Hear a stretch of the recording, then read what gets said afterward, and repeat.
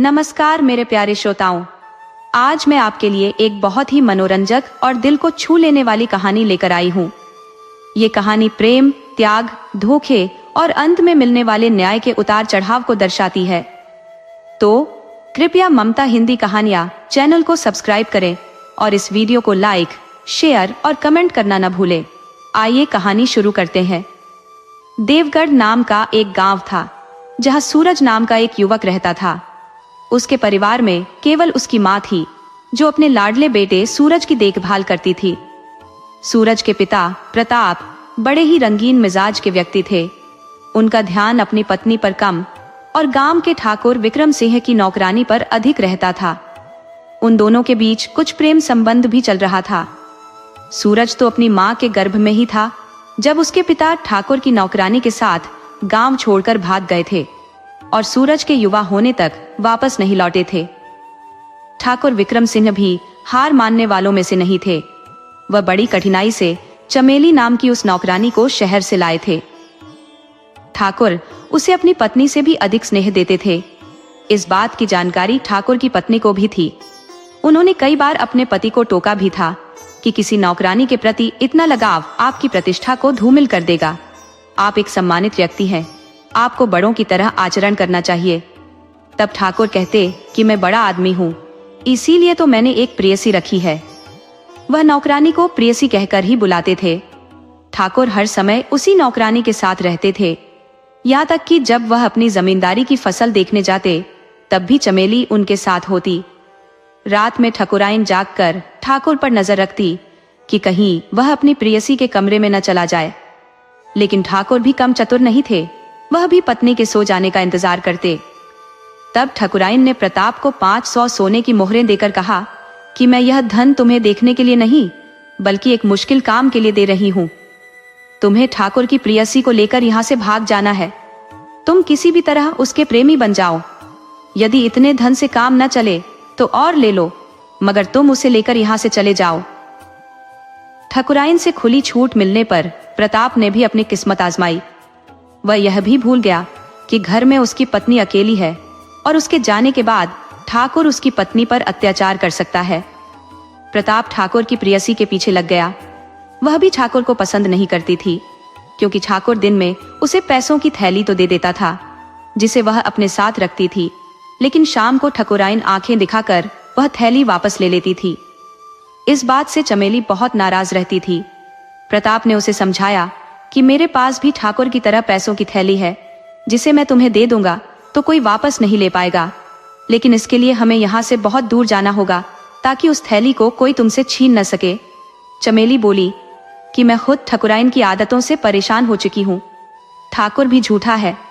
वह मुझे यह कहकर लाया था कि उसकी पत्नी मर चुकी है और उसे एक नई ठकुराइन की जरूरत है। मैं तो ठकुराइन बनने के सपने लेकर यहाँ आई थी, मगर मुझे क्या पता था कि वह इतना बड़ा धोखेबाज निकलेगा। मैं अब खुद यहाँ नहीं रहना चाहती, लेकिन तुम्हारे साथ भी नहीं जा सकती, क्योंकि तुम्हारे घर में भी तो पत्नी है। तब प्रताप बोला कि वह सिर्फ नाम मात्र की मेरी पत्नी है, वह मुझसे प्रेम नहीं करती। तुम मुझे अपने साथ नगर ले चलो, हम वहीं साथ रहेंगे। नगर में साथ रहने की बात चमेली को अच्छी लगी तो वह प्रताप के साथ आधी रात को ही भाग गई।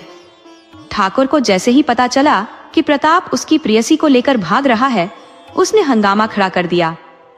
शोर सुनकर गांव के लोग जमा हो गए और शहर की ओर जाने वाले रास्ते पर प्रताप का पीछा करने लगे। प्रताप को लगा कि अब वह पकड़ा जाएगा। तब चमेली बोली कि प्रताप, हम किसी पेड़ पर चढ़ जाते हैं। जब ठाकुर के पालतू कुत्ते आगे निकल जाएंगे तब हम फिर से अपनी यात्रा शुरू करेंगे। दोनों एक पेड़ पर चढ़ गए।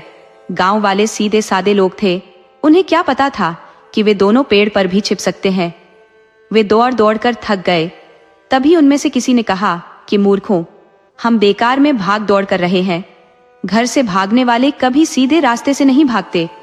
अपनी भैंस के बारे में सोचो, जब वह खूंटा तोड़कर भागती है तो क्या सीधे रास्ते जाती है? उसी तरह भागने वाले भी उल्टे रास्ते से ही जाते हैं। गांव के कई लोग बोले कि तुम बिल्कुल ठीक कह रहे हो, अब हमें समझ आया। हम सीधा रास्ता छोड़कर उन्हें खेतों में तलाशते हैं। सभी खेतों की ओर भाग गए।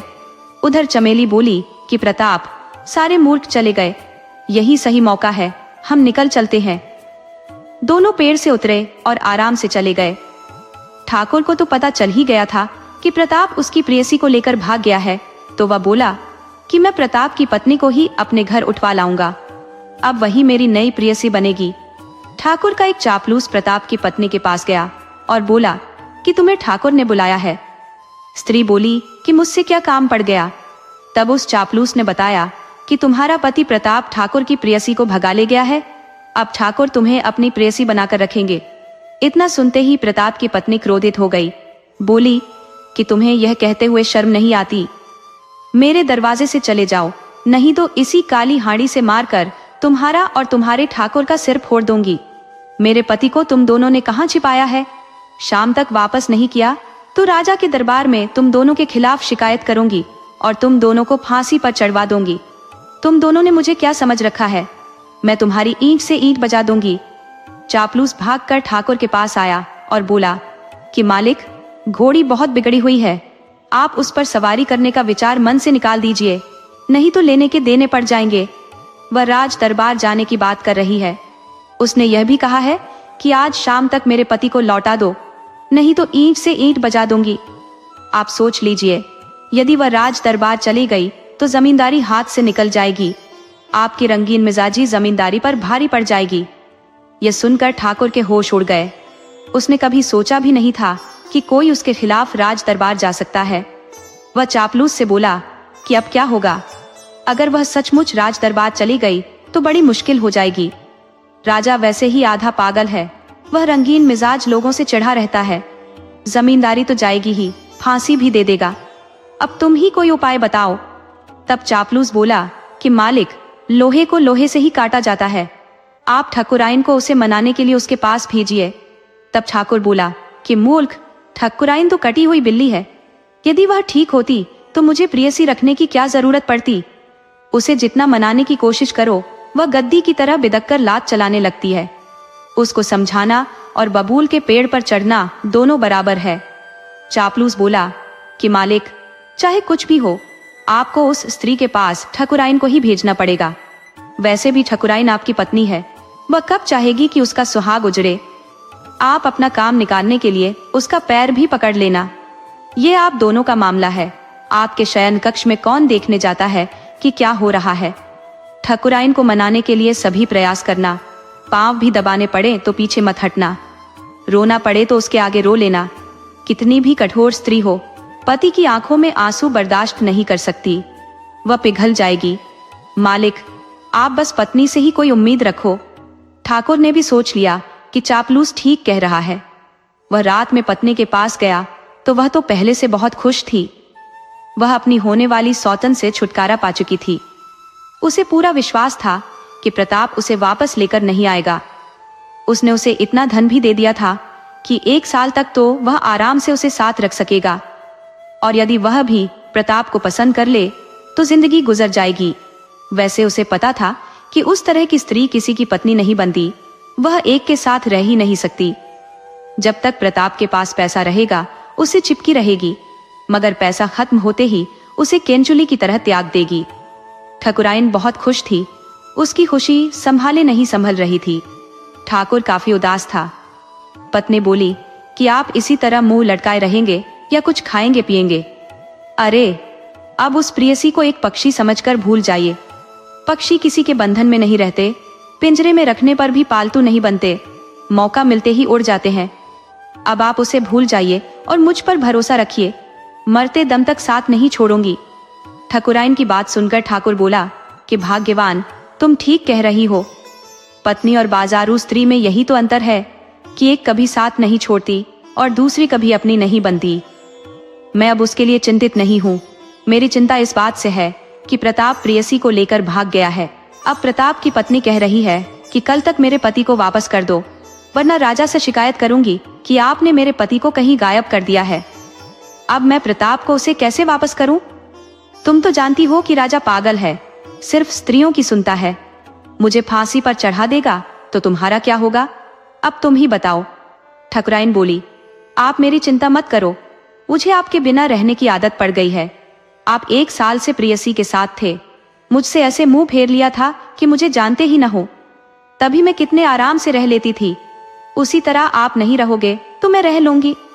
आपने मुझे अकेले रहने की आदत डाल दी है तो मुझे कोई परेशानी नहीं होगी। और आप आज भी खुश मत हो जाना कि मैं आपके पास रहने आई हूँ। मैंने अपने लिए अलग कमरे की व्यवस्था कर ली है। ठाकुर बोला, भाग्यवान, मेरी बात को मजाक में मत लो। प्रताप की पत्नी सचमुच राज दरबार गई तो मुझे फांसी लग जाएगी। स्त्री बोली कि कोई बात नहीं, आप अपनी सोचो, मुझे भी कोई दूसरा प्रेमी मिल जाएगा। जैसे आप प्रेयसी के साथ रह लेते थे, मैं भी किसी प्रेमी के साथ रह लूंगी। ठाकुर बोला कि आपको यह कहते हुए शर्म नहीं आ रही? तब पत्नी बोली कि आपको प्रेयसी के साथ रहते हुए शर्म नहीं आई तो मुझे कहते हुए क्यों शर्म आएगी? मैं कोई नया काम थोड़े ही करने जा रही हूँ। जो आप आगे आगे कर रहे हो मैं उसी का अनुसरण पीछे पीछे करती जाऊंगी। मगर आपको मेरी बातें सुनकर मिर्ची क्यों लग रही है? मैं तो कभी आपकी हरकतों पर परेशान नहीं हुई। ठाकुर बोला कि मेरी जान पर बनाई है और तुम्हें मजाक सूझ रहा है। ठकुराइन बोली, खबरदार, जो ज्यादा बकवास की तो साल भर से मुझ पर क्या गुजरी है तुमने एक बार भी सोचा है? और वह चुड़ैल एक दिन तुम्हें छोड़कर क्या चली गई? तुम्हारी हालत खराब हो गई है। रसोई घर में खाना रखा है, निकाल कर खा लेना। मुझे तुम्हारे साथ तुम्हारी प्रेमिका के लिए आंसू नहीं बहाने। मैं आराम करने जा रही हूँ, तुम रात भर पलंग पर बैठकर उसकी याद में रोते रहना। वह पैर पटकते हुए चली गई। सचमुच ठाकुर रात भर पलंग पर करवटें बदल बदल कर रोता रहा। उसकी आंखों के सामने मौत नाच रही थी। उसे रात भर नींद नहीं आई। वह समझ ही नहीं पा रहा था कि अब क्या होगा। सुबह हुई तो प्रताप की पत्नी 10-15 आदमियों को लेकर ठाकुर के दरवाजे पर पहुंच गई। वह बाहर से आवाज लगाई कि ठाकुर ने मेरे पति को मारकर कहीं छिपा दिया है, तू घर से बाहर निकल। दुष्ट की औलाद, मैं तुझे नहीं छोड़ने वाली। तुझे 1 घंटे की मोहलत और देती हूँ, मेरे पति को वापस कर दे या फिर तुझे फांसी पर चढ़ने से कोई नहीं बचा सकता। मैं राज दरबार जा रही हूँ।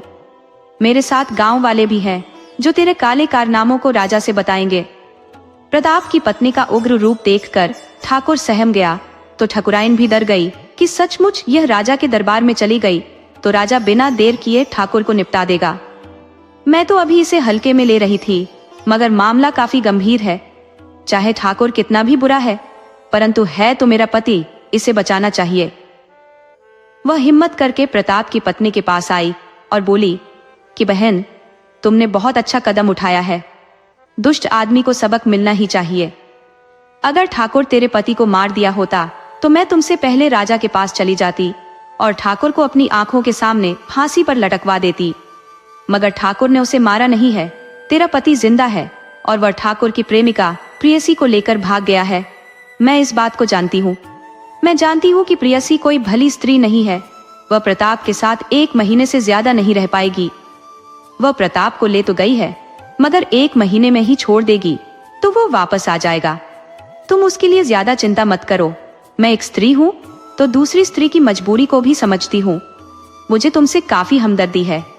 तुम मुझसे 1 साल के लिए राशन और ये 100 सोने के सिक्के ले जाओ और अपने घर में आराम करो। देखने से लग रहा है कि तुम गर्भवती भी हो। इस अवस्था में प्रताप को तुमसे दूर जाने के बारे में सोचना भी नहीं चाहिए था। मगर क्या करोगी, मर्दों पर कौन भरोसा करे? सभी मर्द स्त्री के लिए वफादार नहीं होते। मैं तुम्हारे लिए दाई की व्यवस्था करा दूंगी। वह तुम्हें अपनी निगरानी में रखेगी। मैं खुद तुमसे मिलने आती रहूंगी और तुम्हें हर सुविधा देती रहूंगी। मैं तुम्हें कभी असहाय और अकेली नहीं छोड़ सकती। प्रताप के आने के बाद ही तुम्हारा साथ छोड़ूंगी। अब तुम अपने घर जाओ, मैं फिर तुमसे दोपहर में तुम्हारे घर आकर मिलती हूँ। ठकुराइन के आश्वासन पर प्रताप की पत्नी घर लौट गई। उसे भी बस भोजन और पैसे की समस्या सता रही थी, जिसे ठकुराइन ने हल कर दिया था। उसे और क्या चाहिए था? वह पहले से प्रताप से परिचित थी कि वह एक निकम्मा आदमी है जो किसी तरह मुश्किल से 2 रोटी का जुगाड़ कर पाता है। ठकुराइन ने दोपहर में प्रताप की पत्नी को मेवा, मिश्री, घी, राशन और पैसे ले जाकर दे दिए और बोली कि यह सुविधा तुम्हें मेरे जीते जी मिलती रहेगी। तुम अपने आप को मेरी बहन समझो। प्रताप की पत्नी खुशी के मारे झूम उठी थी। यह सुविधा प्रताप उसे पूरी उम्र में नहीं दे सकता था। वह ठकुराइन से बोली कि बहन, आप मेरे लिए भगवान बन गई हो। मेरे घर में 1 दिन का भोजन भी नहीं था, और वह मुझे मझधार में छोड़कर आशिकी करने चला गया है। आप नहीं होती तो मैं भूखे मर जाती। ठाकुराइन बोली कि मैं अपने जीते जी तुम पर कोई आंच नहीं आने दूंगी। ठाकुराइन अपने घर आ गई। फिर शाम में ठाकुर ठाकुराइन के पास आया और रोने लगा कि तुमने आज मुझे बचा लिया, नहीं तो मैं मारा जाता। ठाकुराइन बोली कि घड़ियाली आंसू मत बहाओ, अपनी गलतियों में सुधार करो। मैं जानती हूँ कि तुम खानदानी लंपट हो, जल्दी सुधर नहीं सकते, मगर इतना ध्यान रखो कि तुम्हारी आदत एक दिन तुम्हें ही नहीं मुझे भी ले डूबेगी। इसलिए कान खोलकर सुन लो कि अब लंपटगिरी नहीं करोगे। ठाकुर बोला कि अब कभी मुझसे कोई गलती नहीं होगी, मुझसे बहुत बड़ी भूल हुई थी। इस तरह समय गुजरने लगा। प्रताप की पत्नी ने जुड़वा बच्चों को जन्म दिया। वह फूले नहीं समा रही थी। वह सोच रही थी कि बुरा ही सही, मगर प्रताप मेरे पास होता तो कितना अच्छा होता। मगर वह इश्क में इतना अंधा हो गया कि मुझे तो भूल ही गया। अपनी होने वाली औलाद का भी ध्यान नहीं रखा। पता नहीं जिंदा भी है या मर गया। वह स्त्री उसे पति बनाकर रखी होगी या कहीं उसे बेच दिया होगा। अगर बिक गया होगा तो जिंदगी भर गुलाम बनकर रह जाएगा। वह अब पति को भुलाकर बच्चों का पालन करने लगी। उसे ठकुराइन से मदद मिल जा रही थी। अब प्रताप के बच्चे 10 साल के हो चुके थे। उनका नाम ठकुराइन ने वीर और धीर रखा था। वीर बड़ा था और धीर छोटा था। दोनों जुड़वा थे तो जन्म में कुछ मिनटों का फासला था, मगर 1 मिनट का फासला भी कोई मायने रखता है। दोनों बच्चे ठकुराइन से घुल मिल गए थे तो वह भी इन्हें पुत्र की तरह प्यार देने लगी थी। ठकुराइन का कोई पुत्र नहीं था, सिर्फ एक बेटी थी जो दोनों से 2 साल छोटी थी। ठकुराइन वीर और धीर की खूब मदद कर देती थी। उधर ठाकुर की आशिकी छोड़े नहीं छूट रही थी। एक दिन नगर की राजकुमारी जंगल में शिकार करने आई थी। वह जंगल में रास्ता भटक गई और गलती से देवगढ़ चली आई। जब गांव में पहुंची तो रात हो चुकी थी। अब गांव में किसी के पास राजकुमारी के ठहरने लायक जगह नहीं थी, तो ठाकुर के चापलूस ने ठाकुर का पता बता दिया, बल्कि ठाकुर के घर तक छोड़ भी गया। ठाकुर उस वक्त नशे में था और घर में अकेला था। ठकुराइन अपनी बेटी के साथ मायके गई हुई थी। मायके में किसी का विवाह था। अब घर में ठाकुर ही बचा था। राजकुमारी जब ठाकुर के घर गई तो ठाकुर बहुत खुश हुआ कि मुझे घर बैठे शिकार मिल गया है। उसने राजकुमारी के ठहरने का प्रबंध कर दिया, मगर उसके मन में कुविचार उठने लगे कि इतना सुंदर शिकार कैसे छोड़ दूं। वह राजकुमारी के सो जाने के बाद उसके पलंग पर सो गया। राजकुमारी पहले से सजग थी। वह पुरुष का स्पर्श पाकर जाग गई और बोली कि तुम मेरे पलंग से उठकर अपने कमरे में जाओ। तुम्हें नहीं पता कि तुम आग से खेलने की कोशिश कर रहे हो। तुम्हें अपनी उम्र भी देखनी चाहिए। जाओ, मैं तुम्हारी गुस्ताखी माफ कर देती हूँ। जाओ यहाँ से। मगर ठाकुर आदत से मजबूर था। वह बेहयाई पर उतर आया और राजकुमारी से उलझ गया। तो राजकुमारी भी पहले उससे बचने की कोशिश करने लगी, मगर जब देखा कि यह अब नहीं मानने वाला, इश्क में अंधा हो चुका है, तो उसने अपनी कमर से कटार निकालकर ठाकुर के पेट में घोंप दी। ठाकुर उसी वक्त मर गया। वह घर से बाहर निकली और उसी वक्त घोड़े पर सवार होकर राजभवन लौट गई। उसने सारी बात अपने पिता से बताई तो राजा बोला कि चलो, तुमने ठाकुर को उचित सजा दे दी है, मगर मैं उसकी जमींदारी जब्त करा लेता हूँ। अब उस पर राजकुमारी का अधिकार रहेगा। राजकुमारी जिसे चाहे जमींदार बना दे या फिर उस भूमि पर बाग लगवा दे। राजकुमारी ने उस जमीन पर बाग लगवाना ही उचित समझा। इधर ठकुराइन को पता चला कि ठाकुर राजकुमारी से इश्क फरमाने के चक्कर में मारा गया है, तो बदहवास होकर लौट आई। मगर जब ठाकुर को मृत अवस्था में देखा तो सदमे में आ गई और बर्दाश्त नहीं कर सकी। उसकी धड़कन रुक गई और वह मर गई। अब उसकी अकेली बेटी बच गई। ठाकुर के साथ ही जमींदारी जा चुकी थी। प्रताप की पत्नी ने देखा कि ठकुराइन की बेटी अकेली रह गई है, तो उसे अपने साथ अपने घर ले आई। ठकुराइन के इतने एहसान थे उसके ऊपर कि वह उसे भुला नहीं सकती थी। उसने बैठे बिठाए प्रताप की पत्नी और बच्चों का खर्च अपने ऊपर ले लिया था, मगर जब वह खुद ही नहीं रही, जमींदारी चली गई, तो उसकी बेटी को अपने पास रख लिया। ऐसी बात नहीं थी कि ठाकुर के रिश्ते नातेदार नहीं थे, मित्र संबंधी नहीं थे, वे सभी भरे पड़े थे, मगर कोई आगे बढ़कर सामने नहीं आया कि उसकी बेटी को अपने घर आश्रय दे। सभी को राजकुमारी के साथ घटित घटना की जानकारी थी। कोई भी व्यभिचारी ठाकुर की बेटी को अपने पास रखकर पंगा नहीं लेना चाहता था, तो प्रताप की पत्नी ही उसका सहारा बनी। ठाकुर की बेटी का नाम कामिनी था। वो बहुत खूबसूरत थी। अब वह वीर और धीर के साथ रहने लगी। 1 साल तक तो सब ठीक चला, मगर समय के साथ घर में आर्थिक तंगी आ गई। ठकुराइन के दिए हुए धन धीरे धीरे समाप्त हो गए। अब घर में कुछ नहीं बचा, तो वीर और धीर की माँ अपने बेटों से बोली कि बेजा, अब तुम्हारे सुख के दिन चले गए हैं। अब ठकुराइन नहीं रही कि तुम्हें मुफ्त में अन्न और वस्त्र मिल जाएंगे। अब तुम दोनों को मेहनत मजदूरी करनी पड़ेगी। साथ में कामिनी का ध्यान भी तुम दोनों को ही रखना पड़ेगा। गांव में अब कोई जमींदार तो था नहीं कि उन्हें काम दे, और ठाकुर की जमीन राजकुमारी के हवाले थी। अब उसमें बाग लगाए जा रहे थे। बहुत से मजदूर उसमें काम कर रहे थे, मगर वीर और धीर उसमें काम के लिए नहीं जा रहे थे। उन्हें डर था कि किसी तरह राजकुमारी को पता चल गया कि ठाकुर की बेटी हमारे घर है, तो वह हमें जेल में डलवा देगी। उनकी माँ ने भी मना कर दिया था कि राजकुमारी के अधिकार क्षेत्र में मत जाना, वरना वह तुम्हें मार डालेगी। राज परिवार का कोई भरोसा नहीं होता। वे आदमी से जानवर जैसा व्यवहार करते हैं। किसी आदमी की हत्या करना उनके लिए किसी मुर्गे के समान है। तो दोनों भाई बहुत डर कर रहा करते। उन्हें गांव में कोई काम नहीं मिल पा रहा था। आसपास जंगल था, मगर वे उसमें से लकड़ी भी लाकर नहीं बेच सकते थे, क्योंकि आसपास के सारे जंगल राजकुमारी के कब्जे में थे। अब दोनों भाई 16 साल के हो चुके थे, तो माँ ने एक दिन कहा कि बेटा, अब तुम दोनों किसी नगर में जाकर कोई काम करो। यहाँ तुम्हें कोई काम नहीं मिलने वाला। हालांकि धीर नहीं जाना चाहता था, क्योंकि उसे कामिनी से प्यार हो गया था। वे एक ही घर में रहते थे, तो दोनों के संबंधों के विषय में माँ को पता नहीं चल पाया था, मगर दोनों एक दूसरे से बहुत प्यार करने लगे थे। वीर बाहर जाकर काम करने के लिए तैयार हो गया, मगर धीर तैयार नहीं था। वह कामिनी से दूर जाना ही नहीं चाहता था। कामिनी ने भी मना कर दिया था कि तुम बाहर मत जाओ, मैं तुम्हारे बिना जी नहीं पाऊंगी। यदि मुझे मारना ही चाहते हो तो चले जाओ। उधर माँ ने आंखें तरेरी कि तुम्हें जाना ही होगा। तुम दोनों बाहर जाकर काम नहीं करोगे तो यहाँ काम है ही नहीं। इस तरह तो हम भूखे मर जाएंगे। तुम्हें उस लड़की का भी ध्यान रखना है। अब वह सयानी हो चली है, उसका कहीं विवाह भी करना है। कहीं जाकर मेहनत मजदूरी करोगे तभी यह संभव हो पाएगा। अब धीर धर्म संकट में पड़ गया कि अगर नहीं जाता हूँ तो माँ नाराज होती है, और चला जाता हूँ तो कामिनी नाराज हो जाती है। मैं दोनों में से किसी को नाराज नहीं करना चाहता। वह मौका देखकर कामिनी से अकेले में बोला कि देखो, तुम मुझे 1 महीने की मोहलत दे दो। तुम भी जानती हो कि मैं तुम्हारे बिना रह नहीं पाऊंगा, मगर सिर्फ प्यार मोहब्बत से पेट नहीं भरता। पेट भरने के लिए काम भी जरूरी है। 1 महीना कोई बहुत लंबा समय नहीं होता, देखते देखते गुजर जाएगा। आखिर मजबूरी देखकर कामिनी को झुकना पड़ा, तो दोनों भाई काम की तलाश में जाने के लिए तैयार हो गए और घर से निकल पड़े। वे कभी घर से बाहर नहीं गए थे।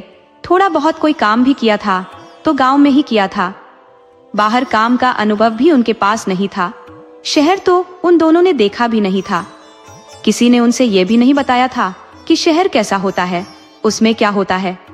उन्हें यह भी नहीं पता था कि शहर कितनी दूर है और किस दिशा में है। दोनों अंदाज से ही शहर के लिए निकल पड़े। वे दिन भर चलते रहे, मगर उन्हें कहीं कोई शहर नहीं मिला। हाँ, रास्ते में जंगल झाड़ी बहुतायत में मिली। उसे पार करते हुए आगे बढ़े। जब शाम हो गई तो उनके पास ठहरने की नौबत आ गई, जो दोनों ने पहले से सोचा ही नहीं था कि कहीं शाम भी होगी और उन्हें वहां रुकना भी पड़ेगा। मगर अब तो शाम हो ही गई थी। आसपास कोई गांव भी नहीं दिख रहा था, तो दोनों बहुत तेजी से चलने लगे। चलते चलते एक गांव दिखा, तो दोनों ने सोचा कि हम आज इस गांव में किसी के पास ठहर जाते हैं। वे गांव में एक आदमी से पूछे कि भैया, हमारे ठहरने लायक कोई जगह है? हम आगंतुक हैं, रात भर ठहरना चाहते हैं। तब उस आदमी ने बताया कि नहीं, हम तुम्हें इस गांव में ठहरने नहीं दे सकते। इस गांव में पिछले 10 साल से कोई भी आगंतुक रात के वक्त नहीं ठहरता। तब धीर बोला कि भैया, क्या कोई बड़ा कांड हो गया था क्या, जो कोई इस गांव में नहीं ठहरता? तब उस आदमी ने बताया कि एक नहीं, कई कांड हुए हैं। जब जब कोई मेहमान हमारे गांव में ठहरे हैं, तब तब भयंकर कांड हुए हैं। 10 साल पहले तुम्हारी तरह ही 2 लोग गांव में ठहरे थे। उस दिन हमारे गांव में 3 घरों में चोरी हो गई थी। दूसरे साल तुम्हारी तरह 2 लोग गांव के शिवालय पर ठहरे तो जबर्रू की भैंस चोरी हो गई। तुम्हारी तरह 2 लोग तीसरे साल गांव के चौपाल पर ठहरे तो मनराखन की बेटी गायब हो गई। तुम्हारी तरह 2 लोग मुखिया के घर ठहरे तो मुखिया की बहू गायब हो गई। उसके बाद से तुम्हारी तरह 2 लोगों को हम गांव में ठहरने नहीं देते। इससे पहले की रात हो तुम दोनों अगले गांव के लिए निकल जाओ, नहीं तो हम लोग खदेड़ते हुए दूसरे गांव तक छोड़ आएंगे। वीर बोला कि भाई तुम हमें दूसरे गांव पहुंचाने का कष्ट क्यों उठाओगे, हम खुद चले जाते हैं। दोनों गांव से बाहर निकल गए। तब धीर बोला कि भाई आगे कोई गांव दिखाई नहीं पड़ता, आगे तो जंगल है, वहां जाने पर तो हम किसी खतरे में पड़ सकते हैं। वीर बोला कि तो और अब हम क्या कर सकते हैं, इस गांव में रह गए और कोई कांड हो गया तो फिर सुबह हमें गांव वाले जिंदा नहीं छोड़ेंगे। चलो हम यहाँ से भाग चलते हैं। धीर बोला कि नहीं, हम आगे जाकर कोई मुसीबत मोल नहीं ले सकते, इस गांव के आसपास ही रहेंगे। दोनों वहां से आगे बढ़े। गांव से बाहर निकलते ही एक झोपड़ी दिखाई दी तो धीर उस झोपड़ी की तरफ बढ़ चला। उसने देखा कि वह झोपड़ी किसी बूढ़ी स्त्री की है। वह बाहर चारपाई पर लेटी थी। अपने पास 2 आदमियों को देखकर वह बैठ गई। तभी धीर बोला कि माई, हम अतिथि हैं, इस गांव में आते आते रात हो गई है। अब आगे रात में जाने की हम दोनों में हिम्मत नहीं हो रही, हम चाहते हैं कि आपके पास ठहर जाए। बुढ़िया बोली कि बेटा, मैं भी नहीं चाहूंगी कि रात के वक्त तुम लोग आगे जाओ, क्योंकि यहाँ से 5 कोस दूर दूसरा गांव है। उस गांव तक जाने में बहुत जंगल झाड़ है, जहरीले जीव है, तो कई खूंखार जानवर है। बीच में एक नदी है, उसमें रात में कोई नाव नहीं चलती। अगर कोई तैर कर पार करना चाहे तो उसमें घड़ियाल रहता है, इसलिए आगे खतरे ही खतरे हैं। मगर इस गांव में ठहरना भी कम खतरनाक नहीं है। अगर तुम दोनों को घर में ठहरा दिया तो सुबह सभी मिलकर हमें गांव से बाहर कर देंगे, तो मैं बूढ़ी स्त्री अपनी जवान बेटी को लेकर कहां जाऊंगी। तुम लोगों को गांव में पता चल ही गया होगा कि इस गांव में कोई 2 आदमी रात में नहीं ठहरता, इसलिए तुम दोनों कोई और स्थान तलाशो, मैं तुम्हें नहीं रख सकती। दोनों काफी निराश हो गए और चलने को हुए। तभी झोपड़ी के अंदर से आवाज आई कि माँ, तुम ये क्या कर रही हो, तुम अपना अतिथि धर्म भी भूल गई हो। गांव से निकाले जाने के भय से अतिथियों की जान खतरे में डालोगी। तुम इन्हें रहने का स्थान दो, आगे जो होगा देखा जाएगा। बुढ़िया बोली कि बेटा, कितनी दयावान है, मगर खुद की किस्मत की खोटी है। 12 साल पहले बचपन में इसका विवाह हुआ, 10 साल गुजर गए, कोई ससुराल से नहीं आया। तब मैंने इसके ससुराल में पता किया कि ब्याह कर गया लड़का जिंदा है या मर गया है। तब पता चला कि वह खुद के लिए तो नहीं मरा है, मगर इसके लिए मर चुका है। वह दूसरा विवाह कर आराम से रह रहा है। अब उसे इस लड़की की जरूरत नहीं है। तब से बेचारी के दोबारा हाथ पीले करने के चक्कर में पड़ी हूँ, मगर कोई मिल ही नहीं रहा। अब मुझे एक विचार आया है कि तुम दोनों में से कोई इस लड़की से विवाह करने को राजी हो जाए तो मैं शौक से उसे अपना मेहमान मानकर अपने घर में ठहरा सकती हूँ। किसी के मेहमान को इस गांव में ठहरने पर रोक नहीं है, सिर्फ अनजान के ठहरने पर रोक है। धीर बोला कि इसमें कौन सी बड़ी बात है, मैं अपने बड़े भाई का विवाह तेरी बेटी से करा दूंगा, तुम हमें अपने घर ठहरने दो। वीर बोला कि धीर, तुम इस लड़की से खुद भी तो विवाह कर सकते हो, मुझे क्यों कह रहे हो। धीर बोला, भाई विवाह कुंवारों की शोभा देता है, शादीशुदा की नहीं, मैं पहले से विवाहित हूँ। वीर बोला कि मुझे बेवकूफ मत बनाओ, अभी तुम्हारा विवाह कहाँ हुआ है। तब धीर बोला कि नहीं हुआ है तो हो जाएगा, इसमें घबराने जैसी कोई बात नहीं है। ये लड़की मेरी भाभी बनने के योग्य है, तुम अब अपना मुंह बंद रखो। विवाह करने वाला लड़का अपनी शादी की बात खुद नहीं करता। वह बुढ़िया से बोला कि माई, बात पक्की, मैं भाई का विवाह आपकी बेटी से ही करूंगा, मगर अभी नहीं। हम नगर में काम की तलाश में जा रहे हैं। काम करने के बाद फिर जब इस रास्ते से वापस लौटेंगे तो अपनी भाभी को विदा कराकर लेते जाएंगे। बुढ़िया बोली, बेटा देखना, मुंह बुढ़िया से झूठ मत बोलना। धीर बोला, मेरी एक बात का बुरा मत मानना, तुम मेरे भाई और अपनी बेटी की कुछ देर बात करा दो, फिर देखना भाई सिर के बल चलकर अपनी पत्नी को लेने आ जाएगा। बुढ़िया बोली, बेटा हो तो छोटे, मगर बातें बड़ों वाली करते हो, मैं तुम्हारी ही तरकीब आजमाती हूँ। बुढ़िया बेटी से बोली कि बेटी, छोटे के लिए खाना यहाँ ला दो तथा बड़े को घर के अंदर ले जाकर खिला दो। लड़की ने बाहर धीर को खाना दे दिया और वीर को घर के अंदर ले गई। वीर लड़की की सूरत देखते ही मोहित हो गया। दोनों बड़ी देर तक बातें करते रहे, फिर घर से बाहर आकर सो गया। सुबह में जब दोनों जाने लगे तो लड़की की आंख से आंसू निकल गए। धीर बोला कि रोना नहीं, हम कोई चोर बदमाश नहीं है, हम वचन के पक्के हैं, जान दे देंगे मगर अपने वादे से नहीं फिरेंगे। हम जल्दी ही पुनः वापस आएंगे और आपको लेकर वापस अपने गांव जाएंगे। इस तरह दोनों वहां से आगे के लिए चल दिए। वे दिन भर चलते रहे मगर उन्हें कोई नगर नहीं मिला। शाम होने को आई तो एक गांव मिला। दोनों काफी थक गए थे तो सोचे कि अब आगे नहीं जाएंगे, आज की रात अब इस गांव में बिता देंगे। वे गांव से बाहर एक चबूतरे पर बैठकर विश्राम करने लगे तो वहां एक आदमी आया। धीर ने उससे पूछ लिया कि भैया, इस गांव में ठहरने लायक कोई जगह है? तो वह आदमी बताया कि हाँ, इस गांव में एक जगह है। यहाँ मक्खी सेठ रहते हैं, वह है बहुत बदमाश आदमी। वह किसी भी आगंतुक को काम का प्रलोभन देते हैं। वह इतना ज्यादा मजदूरी देने की बात करते हैं कि कोई सोच भी नहीं सकता। आदमी उनकी बातों में आ जाते हैं और उनके यहाँ काम करने लगते हैं। वह खाने को बहुत अच्छा देते हैं मगर काम कराकर कोई पैसा नहीं देते, इसलिए मुसाफिर बनकर उनके पास रह जरूर लेना मगर काम के प्रलोभन में मत फंसना। धीर ने उस आदमी की बात याद कर ली।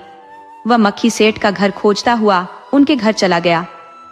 दोनों भाइयों ने उनके यहाँ जाकर ठहरने का आश्रय मांगा तो मक्खी सेठ ने दोनों को अपने पास ठहरा दिया।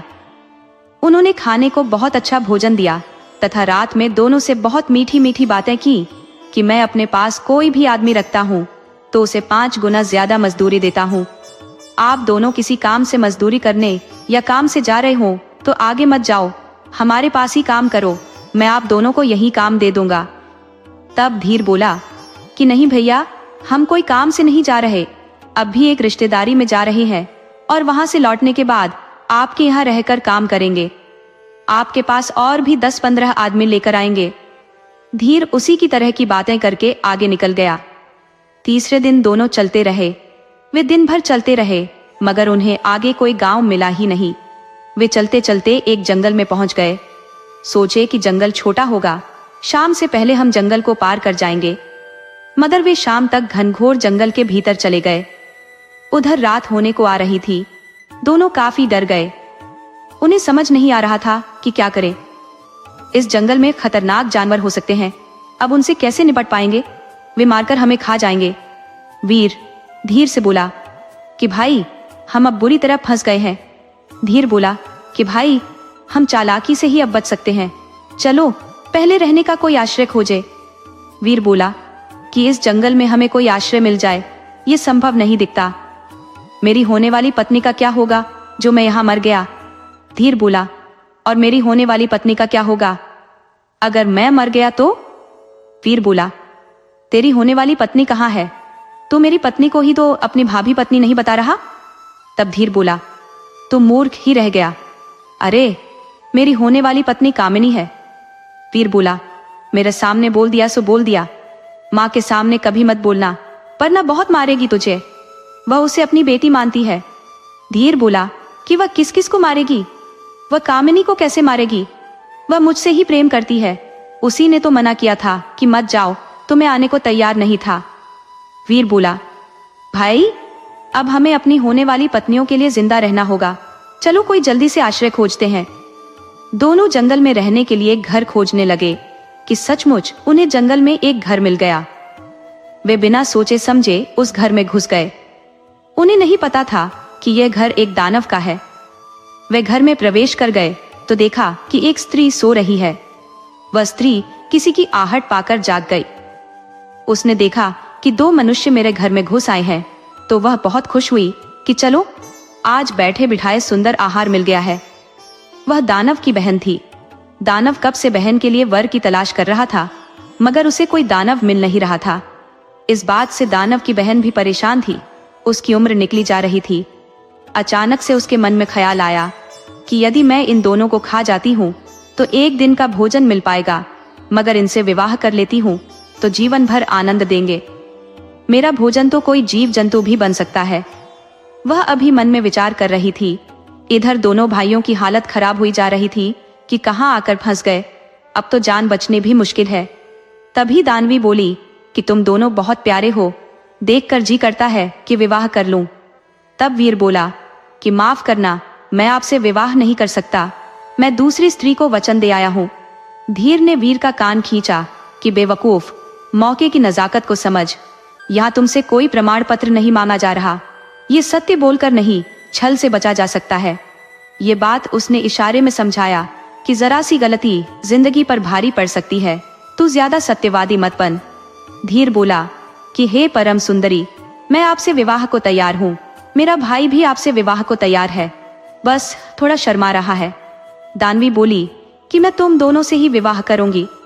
धीर बोला, हम दोनों जब एक साथ आपसे विवाह करेंगे तभी आप हमसे पूर्ण संतुष्ट हो पाओगी, वरना एक आदमी तो आपका कुछ नहीं कर पाएगा। वैसे आप बहुत सुंदर हो, जी करता है कि अभी खड़े खड़े आपसे विवाह कर ले। राक्षसी बोली, नहीं, अभी नहीं, अभी हमारे भाई से तुम दोनों को और मुझे भी बहुत खतरा है, वह किसी को जिंदा नहीं छोड़ेगा। हमें पहले भाई को धोखे से मारना होगा, तब हम आनंद से रह पाएंगे। धीर बोला, अब आपका भाई भी कोई साधारण तो होगा नहीं, उसे तो आप ही मार सकती हो। राक्षसी बोली, तुम दोनों चिंता मत करो, मैं सारा उपाय सोचकर बैठी हूँ कि क्या करना है। उधर दानव के आने का वक्त हो चला था तो राक्षसी ने दोनों को एक पेड़ के कोटर में छिपा दिया। राक्षस जब आया तो पहले से ही भुनभुनाता हुआ आ रहा था कि मनुष्य की गंध आ रही है, हमारे घर के आसपास कोई मनुष्य महक रहा है। वह घर में प्रवेश किया तो बहन से बोला कि तुम हमेशा मुझसे धोखा करती हो, तुमने कोई मनुष्य छिपा कर रखा है या उसे अकेले खा गई हो? मुझे मनुष्य की गंध आ रही है। राक्षसी बोली, तुम अपनी सड़ी हुई नाक से न जाने क्या क्या सूंघ लेते हो, अब बकरे की गंध भी तुझे मनुष्य जैसी लगने लगी है। मैंने सुबह से सिर्फ एक बकरा खाया है और तुम्हें वह मनुष्य लग रहा है। राक्षस अपने घर में बनी गुफा में गया तो राक्षसी ने उसका दरवाजा बंद कर दिया और आग लगा दी।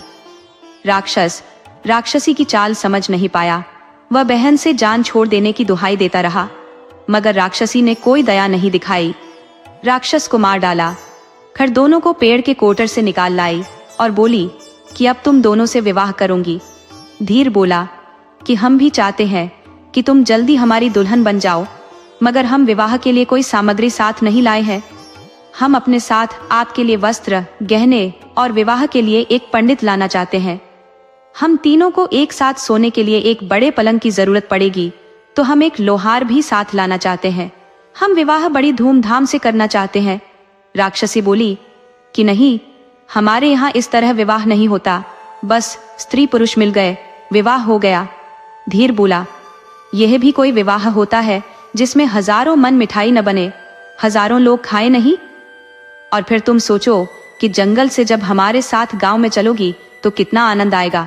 गांवों में हजारों आदमी होते हैं, हजारों पशु होते हैं, तुम रोज मजे करोगी। सोचो, जरा दिमाग से सोचो कि कितने मजे के दिन होंगे। राक्षसी बोली, तो ठीक है, जाओ बारात ले आओ। धीर बोला, ऐसे कैसे आ जाए, उसमें बड़े खर्चे पड़ेंगे जो हमारे पास नहीं है। राक्षसी बोली, खर्चे से क्यों डरते हो, मेरे पास कई सोने के घड़े हैं, उसमें से अभी 2 दे देती हूँ और 20 घड़े विवाह में साथ लेकर चलूंगी। अब तुम जल्दी से जाओ और बारात लेकर आओ, अब मुझसे रहा नहीं जा रहा। धीर बोला, रहा तो मुझसे भी नहीं जा रहा, मगर नियम तो नियम है, उसे पूरा करना होता है। हम 3 दिन में बारात लेकर आते हैं, आप वादे से मुकर मत जाना। आप अब हम दोनों की जान बन चुकी हो, आपके बिना रहा नहीं जाएगा, मगर विवाह तो करना ही है। दोनों वहां से एक एक सोने का घड़ा एक एक थैले में बंद किए और वहां से चल दिए। वीर बोला कि धीर, तूने हमें फंसा दिया है, हम राक्षसी से विवाह कैसे कर सकते हैं? धीर बोला कि तू मूर्ख का मूर्ख रह गया। अरे, अब लौट कर कौन यहाँ आएगा? हमारे पास इतना धन है कि अब घर छोड़ने की जरूरत नहीं पड़ेगी। दोनों तेजी से चलकर बुढ़िया के घर पहुंचे। उसकी बेटी बहुत खुश हुई, उसे विदा कराकर दोनों अपने घर को आ गए। माँ ये देखकर बहुत खुश हुई कि बेटा एक बहू ला दिया है। माँ बोली कि अब धीर के लिए भी पत्नी ला दूंगी। तब वीर बोला कि माँ, तू आंख रहते हुए भी अंधी है। अरे, धीर और कामिनी का प्रेम प्यार कब से चल रहा है? तेरी छोटी बहू तो तेरे घर में बचपन से रह रही है, तू उसे समझ नहीं रही, तू उसी से पूछ ले। कामिनी ने हाँ में सिर हिला दिया तो माँ ने दोनों का विधिवत विवाह करा दिया। सभी खुशी खुशी रहने लगे। माँ जिन्हें पागल समझती थी, वे दोनों बेटे बहुत चतुर थे। ये कहानी हमें सिखाती है कि सच्चा प्यार और चतुराई किसी भी मुश्किल से बाहर निकाल सकती है। विपरीत परिस्थितियों में भी सूझबूझ और हिम्मत से काम लेने पर सफलता अवश्य मिलती है। भाग्य भी उन्हीं का साथ देता है जो कर्म करने से पीछे नहीं हटते।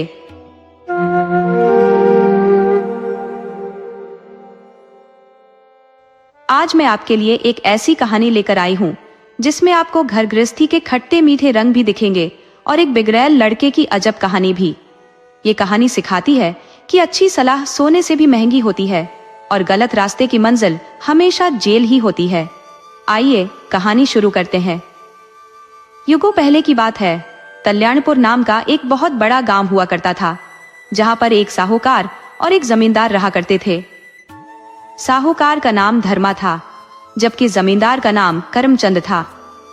अब गांव बड़ा था तो उसमें सिर्फ वह दोनों ही नहीं रहते थे, बल्कि बहुत से लोग रहते थे, लेकिन चर्चित साहूकार और जमींदार ही थे। दोनों आपस में दोस्त भी थे, दोनों एक नंबर के बदमाश भी थे। जमींदार जहां मजदूरों से काम कराकर आधी मजदूरी ही देता था, जबकि साहूकार किसी को शुद्ध सामान नहीं बेचता था, उसमें मिलावट जरूर करता था और मिलावटी सामान भी ऊंची कीमत में बेचता था। बातें इतनी मीठी करता कि गांव वाले उसकी बातों में आ जाते और बहला फुसलाकर उन्हें बेवकूफ बनाकर खूब लूटता। मेहनती किसानों की गाड़ी कमाई मुफ्त में ठग लेता। जमींदार और साहूकार में खूब गाढ़ी दोस्ती थी। दोनों जब एक साथ बैठते तो गांव वालों को लूटने और परेशान करने पर खूब विचार करते। वह गांव वालों को परेशानी में डालकर खूब खुश हो लेते। गांव का हर कोई उनकी चाल नहीं समझ पाता, लेकिन एक दो समझदार लोग भी थे जो उनकी चाल को समझ जाते। साहूकार का ब्याह हो गया था, जबकि जमींदार विधुर था। उसकी पत्नी 3 साल पहले गुजर चुकी थी। जमींदार नया था, अभी उसकी उम्र कोई 30 साल की थी। पत्नी उसकी प्रसव के दौरान गुजर गई थी। जच्चा बच्चा में से कोई नहीं बच पाया था। दुखी होकर जमींदार 3 साल तक ब्याह नहीं किया था, लेकिन अपने दोस्त साहूकार के समझाने पर तैयार हो गया था। साहूकार ने समझाया, ये जिंदगी किसी एक को लेकर बैठने से नहीं गुजरती। मरने वाले चले जाते हैं, लेकिन हम तो उनके साथ नहीं मर सकते। कौन देखता है कि मरने वाले स्वर्ग का आनंद ले रहे हैं या कष्ट भोग रहे हैं। जब हम उन्हें फिर कभी देख ही नहीं सकते तो उनके लिए फिर दुखी होकर क्या मरना। 4 दिन की जिंदगी है, हंसते खेलते गुजार लो। आप दूसरा ब्याह कर डालो। आप जमींदार हो, कोई मामूली आदमी नहीं हो। आपके इशारे पर ही लड़की वालों की लाइन लग जाएगी। आप उसी में से किसी को पसंद कर ब्याह कर लेना। अपने दोस्त साहूकार के समझाने पर जमींदार तैयार हो गया, तो साहूकार ने ही जमींदार के ब्याह की मध्यस्थता कर डाली। साहूकार की ससुराल मूसली गांव में थी। वहां भी एक जमींदार देला सिंह रहा करता था। वह बहुत ही नेक दिल इंसान था। उसकी पत्नी बहुत धार्मिक थी। उसकी एक बेटी थी जिसका नाम शांति था। वह अपनी माँ पर गई थी। वह हमेशा पूजा पाठ में लीन रहती थी। वह बहुत दयालु थी, किसी को कष्ट में नहीं देख सकती थी। याचकों को तो वह खुद का खाना भी बांट देती थी। अब वह सयानी हो चुकी थी। जमींदार ढेला सिंह बेटी के लिए एक अच्छा लड़का खोज रहे थे। उधर साहूकार ससुराल गया हुआ था। जमींदार से उसकी मुलाकात हो गई। तब जमींदार ढेला सिंह ने कहा, साहूकार जी, आपका बहुत से गांवों में आना जाना लगा रहता है। आप गल्ले के खरीदार हो तो जमींदारों के पास भी जाते होंगे। आप कोई ऐसे जमींदार का पता बताइए जो बहुत धार्मिक हो, दयावान हो, अपने असामियों पर कोई जुल्म न करता हो, उस स्वभाव का संत हो। हमारी बेटी शांति बिल्कुल साध्वी है, उसी का ब्याह करना है। साहूकार बोला, जमींदार साहब, हमारे एक दोस्त है करमचंद, एकदम संत आदमी है। वैसा साधु आदमी तो कोई साधु भी नहीं हो सकता। वह अपने असामियों के दुख दर्द पर पोंख फाड़कर रोने लगते हैं। आप इसी से अंदाजा लगा सकते हो कि उनका दिल कितना कोमल है। वह आपकी बेटी शांति के लिए ही बने हैं और उनकी उम्र भी कोई ज्यादा नहीं है। अभी पिछले सावन महीने में 20 पूरा किए हैं। एकदम छोटे बच्चे जैसा उनका स्वभाव है। आप देखिएगा तो उनका कायल हो जाइएगा। दिला सिंह बोले, साहूकार, आप उनसे हमारी बेटी के ब्याह के विषय में बात चलाओ। बल्कि ब्याह करा दो। ब्याह हो जाने पर हम आपको भी बहुत नेक देंगे। वैसे भी आप हमारे गांव के दामाद हो, तो आपको नेक तो बनता ही है। साहूकार बोला, ना जमींदार साहब, इस तरह के अवसर पर उपहार लेकर तो हम पाप के भागीदार बन जाएंगे। दो साधु दिलों को मिलाने में किसी उपहार की क्या जरूरत है। आपको कोई विशेष दान दहेज भी नहीं देना पड़ेगा। जमींदार करमचंद को तो कुछ भी नहीं देना है। हाँ, आप अपनी बेटी को जितना देना होगा दे देना। खाली हाथ बेटी कैसे भेज सकते हो? लोग क्या कहेंगे कि जमींदार दरिद्र हो गया है, अपनी बेटी को कुछ नहीं दिया। अब लोक लाज के लिए तो कुछ न कुछ देना ही पड़ेगा। जमींदार ढेला सिंह बोले, साहूकार जी, शांति हमारी इकलौती बेटी है। मैं उसकी विदाई में इतना दे दूंगा कि लोग दांतों तले उंगलियां दबाते रह जाएंगे। जमींदार करमचंद को घर में सामान रखने का जगह नहीं मिलेगा। आप बस जल्दी से ब्याह तय कराओ। साहूकार जल्दी से अपने गांव कल्याणपुर आ गया और जमींदार से बोला, दोस्त, आपके लिए एक बहुत ही खूबसूरत रिश्ता लेकर आया हूँ। हमारे ससुराल में जमींदार ढेला सिंह रहते हैं। उनकी एक बेटी है, नाम है उसका शांति, जिसका स्वभाव बच्चों से भी कोमल है। वह सुंदर तो इतनी है कि कोई राजकुमारी भी उसकी बराबरी नहीं कर सकती। उसकी उम्र भी अभी मात्र 16 साल है, आपकी आधी उम्र की है। वह मेरे ऊपर ही सारी जिम्मेवारी सौंप दी है। मैं जैसा कहूंगा जमींदार साहब मान जाएंगे। लेकिन इस वक्त कुछ बात आपको भी माननी पड़ेगी। ब्याह होने तक आप साधु बन जाओ, अपने असामियों से ईमानदारी से पेश आओ, कुछ दया धर्म दिखाओ, पूजा पाठ कर लिया करो, कुछ दान दक्षिणा भी याचकों में बांट दिया करो, गांव के कुछ गरीबों की मदद कर दो। जमींदार करमचंद बोला, दोस्त धर्मा, कहीं तुम्हारा माथा तो नहीं घूम गया है? तुम क्या कह रहे हो, इसकी समझ भी है? अरे, इस तरह खैरात में धन बांट दिया तो मैं कंगाल हो जाऊंगा।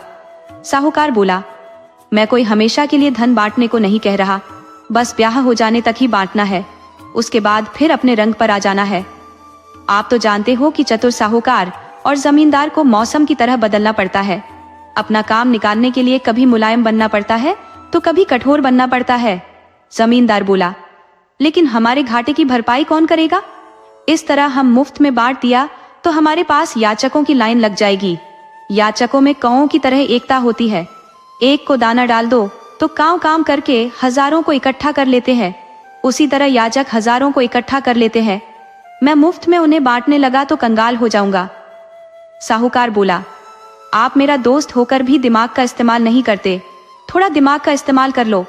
अरे, सुबह थोड़ी देर पूजा पाठ कर लो। जमींदार बोला, आप जानते हो मैं नास्तिक हूँ, मुझे पूजा पाठ करना नहीं आता। मैं ढोम ढुकौसला में समय नहीं गंवाता। साहूकार बोला, पूजा नहीं करना या पूजा करना आपकी मर्जी पर निर्भर है, कोई आपको जबरदस्ती प्रेरित नहीं कर सकता। ये बात मैं हमेशा के लिए नहीं कह रहा, बस 10 मिनट भगवान का नाम लेना है और 10 मिनट ही याचकों में थोड़ा सा अन्न बांट देना है, और दिन में आप अपना काम करते रहना। जो याचक कुछ पा गया वो खुश होकर चला जाएगा, और जो याचक कुछ नहीं पाया उसे कल बुला लेना, हम भी उसमें मदद कर देंगे। जमींदार बोला, वाह तो ठीक है, लेकिन हम घाटे की भरपाई कैसे करेंगे? तब साहूकार बोला, उसकी भरपाई जमींदार ढेला सिंह जी करेंगे, आप उसकी चिंता न करो। आप मेरे कहे अनुसार चलो, मैं 2-4 दिन में ही ढेला सिंह को यहाँ ले आता हूँ। वो आपको पसंद कर लेंगे तो 10-15 दिन में ब्याह हो जाएगा। जमींदार बोला, ठीक है, जब आप कहते हो तो मुझे मानना ही पड़ेगा। साहूकार 3-4 दिन में ही फिर से ससुराल चला गया और जमींदार से मिला तो जमींदार ढेला सिंह करमचंद को देखने के लिए कल्याणपुर में आ गया। जमींदार करमचंद तो एकदम से साधु बन गया था। ढेला सिंह ने देखते ही पसंद कर लिया। 1 हफ्ते में ही जमींदार करमचंद का ब्याह हो गया। शांति करमचंद की पत्नी बनकर आ गई। शांति अपने स्वभाव का पति पाकर बहुत खुश हुई। वह बहुत ज्यादा पूजा पाठ करने वाली थी, दान पुण्य भी किया करती थी, तो ससुराल में भी उसे मौका मिल गया। वह पूजा के बाद याचक बुलाकर दान पुण्य करने लगी। 1 हफ्ते में याचकों की लंबी लाइन लग गई। याचकों की संख्या रोज बढ़ती ही जा रही थी। यह देख जमींदार की धड़कन बढ़ रही थी। वह भागा साहूकार के पास गया और बोला, दोस्त, तुम तो मुझे मुसीबत में फंसा दिया है।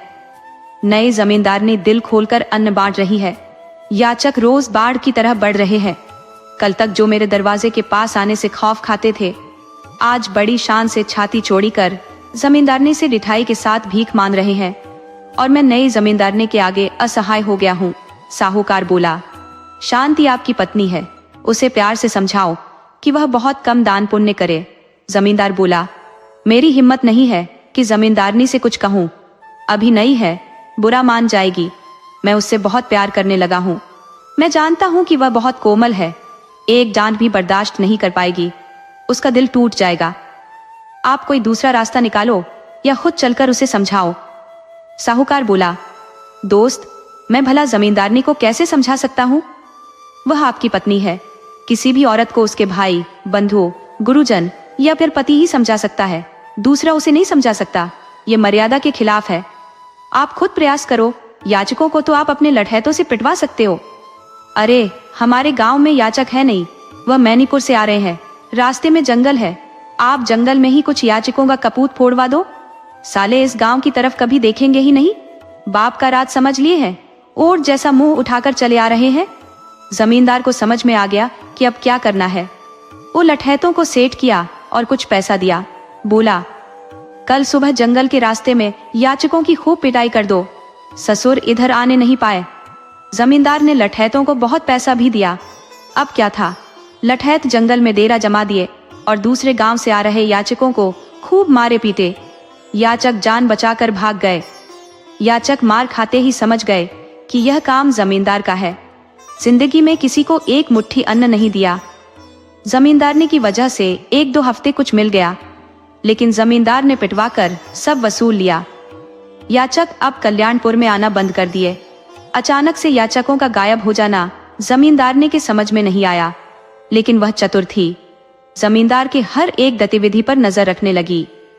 वो देखी कि जमींदार रोज स्नान भी नहीं कर रहा, वो पूजा पाठ भी नहीं करता, तो उसे शंका होने लगी कि यह तो नास्तिक है, दिखावे के लिए ढोंग कर रहा है। मैं यहाँ कहाँ आकर फंस गई? शायद जमींदार ने ही याचकों को मना कर दिया है। हालांकि शांति अभी नई नई आई थी, तो जमींदार से कुछ पूछने, कुछ कहने में संकोच कर रही थी, लेकिन वह पता लगाने में लग गई। वो दूसरे दिन अपने अधिकार का प्रयोग की और बोली, आप रोज सुबह मेरे साथ पूजा में भाग लोगे, मेरे साथ पूजा करोगे? अभी तो अस्थाई मंदिर है, मगर घर में एक अच्छा मंदिर बनेगा, हम रोज साथ में पूजा करेंगे। अब जमींदार को पत्नी की बात माननी पड़ी।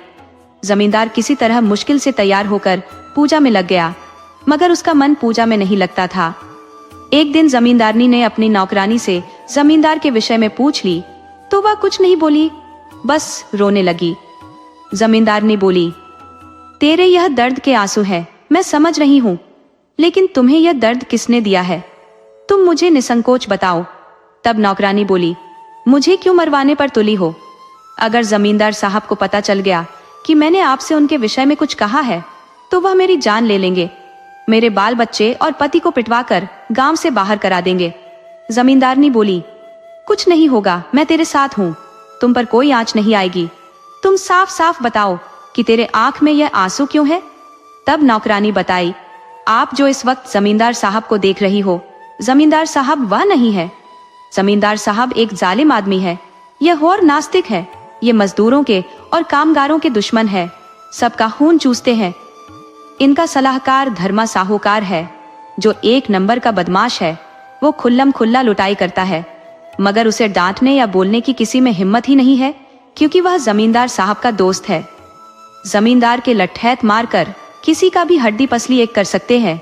जमींदारनी बोली, नौकरानी, मैं तुम्हारी बात ठीक से समझी नहीं कि जमींदार साहब किस तरह गरीबों का खून चूसते हैं, मुझे साफ साफ समझाओ।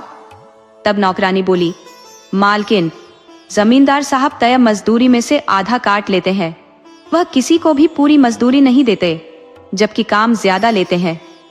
मजदूरी इतनी कम है कि आदमी अपना खुद का पेट नहीं भर सकता। आधा सेर अन्न में आदमी अपना पेट भरे या बच्चों का, जबकि यहाँ की तय मजदूरी 2 सेर है। आपको नहीं पता कि जमींदार साहब किसी को एक मुट्ठी भी अन्न नहीं देते, उन्होंने ही याचकों को लाठी से पिटवाकर भगा दिया है। जमींदार की नजर भी बहुत बुरी है, वह कई औरतों पर भी बुरी नजर रख चुके हैं, कई को अपना शिकार भी बनाया है, मगर गरीब घर की औरतें लोक लाज के डर से और जमींदार के खौफ से चुप रह गई है।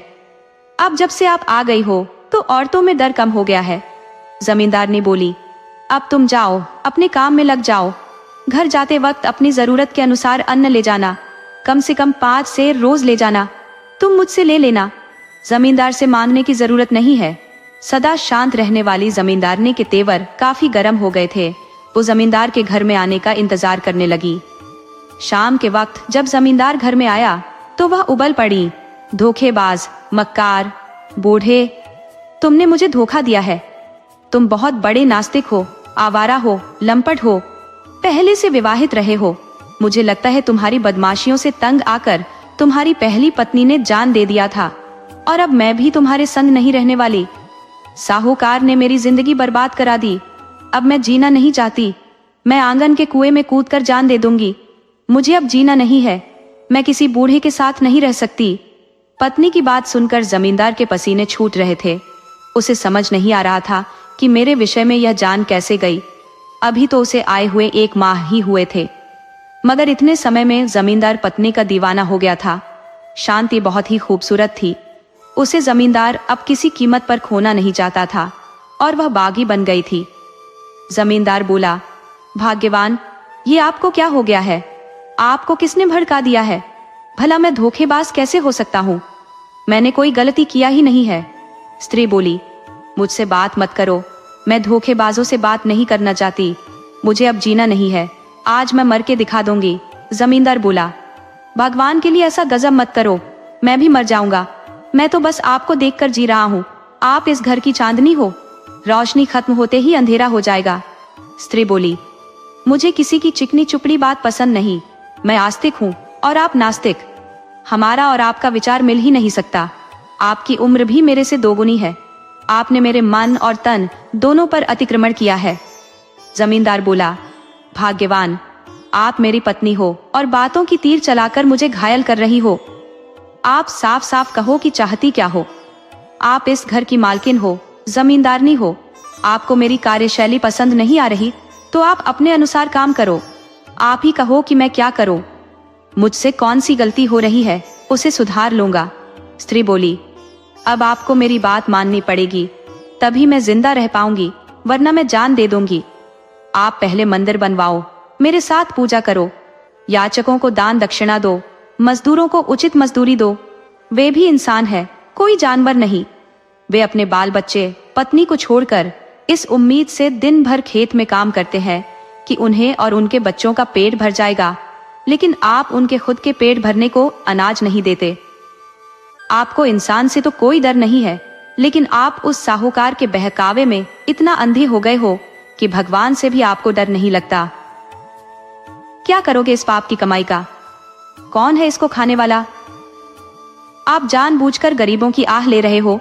आप नहीं जानते कि भगवान के घर देर है, अंधेर नहीं है। जिस दिन उनकी लाठी चल गई तो सड़क पर आ जाओगे। आपको कोई भिक्षा भी नहीं देगा। जमींदार बोला, भाग्यवान, मुझसे गलती हो गई है। मुझे कोई समझाने वाला नहीं था। मुझे गलत संगत लग गई थी। साहूकार मेरा दिमाग खराब कर दिया था, लेकिन अब मैं साहूकार से कोई मतलब नहीं रखूंगा। अब आज से आप जो कहोगी मैं वही करूंगा। आप ही इस घर की मालकिन हो। आपका आदेश ही सर्वोपरि होगा। मैं उतना ही करूंगा जो आप कहोगी। जमींदारनी बोली, ठीक है, कहते हो तो 1 माह तक और देख लेती हूँ, मगर ध्यान रखना, जहां अपनी मनमानी शुरू किए, समझ लो मुझसे नहीं मिल पाओगे। जमींदार पत्नी के सामने आत्मसमर्पण कर दिया तो जमींदारनी ने सारा कार्य अपने हाथ में ले लिया। वह साहूकार और जमींदार के मिलने पर पाबंदी लगा दी। वह गांव वालों को साहूकार के खिलाफ भड़काने लगी। साहूकार का विरोध गांव में शुरू हो गया। गांव के मजदूर जब जमींदारनी से ज्यादा अन्न पाने लगे तो उन्हें साहूकार के यहाँ उधारी लेने की जरूरत ही नहीं पड़ी। जमींदारनी ने मजदूरों से कह दिया था, उधारी लेने की तुम लोगों को जरूरत ही नहीं है। तुम्हें चाहिए तो आगे के 1 महीने का अन्न एक मुश्त मिल जाएगा। तुम लोग उसे काम करके पूरा कर देना। साहूकार ज्यादातर मजदूरों पर ही निर्भर था। सभी मजदूर उससे बंधे थे। पैसे वाले तो दूसरी जगह से सामान खरीद लेते थे, वह साहूकार से बंधे नहीं थे। साहूकार का जब विरोध होने लगा तो भागकर जमींदार के पास गया, लेकिन जमींदार उससे मिलने से मना कर दिया। वह अपनी पत्नी को नाराज नहीं करना चाहता था। जमींदारनी ने तो नौकरानी से कहलवा दिया, वो फिर कभी जमींदार की हवेली में ना आई। जमींदार साहब उनसे मिलना नहीं चाहते। वह पाप कर्म करने वाला आदमी है। पापियों का हवेली में प्रवेश वर्जित है। साहूकार वहां से लौट आया। वह मन ही मन जमींदार पर नाराज हुआ। ससुर का ब्याह क्या करा दिया, वो मुझे ही भूल गए, मुझसे मिलना ही नहीं चाहते। पत्नी ने ऐसा कौन सा जादू कर दिया है। बहुत पता करने पर पता चला कि जमींदार की जमींदारी छिन गई है। इस वक्त उसकी पत्नी की चल रही है। जमींदार तो बस पत्नी का गुलाम बनकर रह गया है। वह किसी तरह जमींदार से मिलकर जमींदार को समझाना चाहता था कि वह जमींदारनी की बातों में न आए, वरना वह एक दिन ले डूबेगी। जबकि जमींदारनी साहूकार की पत्नी से मिलकर उसे समझाना चाहती थी, तुम गांव के रिश्ते से मेरी बड़ी बहन हो, मैं नहीं चाहती कि तेरा कुछ भी बुरा हो। वो नौकरानी को भेजकर साहूकारनी को अपने घर बुला ली तथा समझाई, तुम मेरी बड़ी बहन लगती हो, इसलिए बता रही हूँ कि अब गांव वाले बेवकूफ नहीं रहे, अब जागरूक हो गए हैं। तुम जानती हो, साहूकार अन्न में कंकड़ मिलाता है। कोई भी सामान बाजार रेट से 2 गुने कीमत में बेचता है, जबकि ऐसा बेचने का कोई नियम नहीं है। उस काम को धोखाधड़ी कहा जाता है। अगर गांव वाले किसी दिन पगला गए तो फिर साहूकार को मारकर गांव से बाहर कर देंगे। बनी बनाई साख मिट्टी में मिल जाएगी। अपनी साख बचानी है, गांव में रहना है तो अपने में बदलाव लाना होगा। धोखाधड़ी बंद करनी होगी। तुम अपने तरीके से साहूकार को समझा सकती हो। जमींदारनी ने गुरु मंत्र साहूकारनी के कान में फूंक दी। साहूकारनी बोली, बहन, मैं सब समझ गई कि मुझे क्या करना है। मैं तो साहूकार के डर से चुप थी। धोखाधड़ी तो मुझे भी बहुत बुरा लग रहा था, लेकिन आज तुम मुझे बहुत बड़ी सीख दे दी हो। उस मंत्र के माध्यम से साहूकार को उंगली पर नचा सकती हूँ। साहूकारनी बहुत टेंशन में घर गई और रात होने का इंतजार करने लगी। रात के वक्त रोज साहूकार आटे में उजली मिट्टी मिलाया करता था, चावल में उजला कंकड़ और दाल में कंकरी, शक्कर में रेत मिलाता था। साहूकारनी उसे रोज कंकड़ मिलाते हुए देखती थी, मगर उनकी हिम्मत साहूकार को रोकने की नहीं थी। जाहिर था साहूकारनी दिल की बुरी नहीं थी। वो आज जब आटे में उजली मिट्टी मिलाते देखी तो साहूकार पर बिफर पड़ी, ये क्या कर रहे हो? क्या आप इस आटे की रोटी खा पाओगे? आप क्यों दूसरे की जिंदगी के साथ खिलवाड़ कर रहे हो? गांव वाले अब आपकी सारी बात जान गए हैं कि हर चीज में मिलावट करते हो और महंगे सामान बेचते हो। कल गांव वाले एक साथ बागी हो गए तो आपको गांव छोड़कर भागना पड़ेगा। जमी जमाई दुकान खाक में मिल जाएगी। लेकिन अफसोस, मैं देखने के लिए जिंदा नहीं रहूंगी।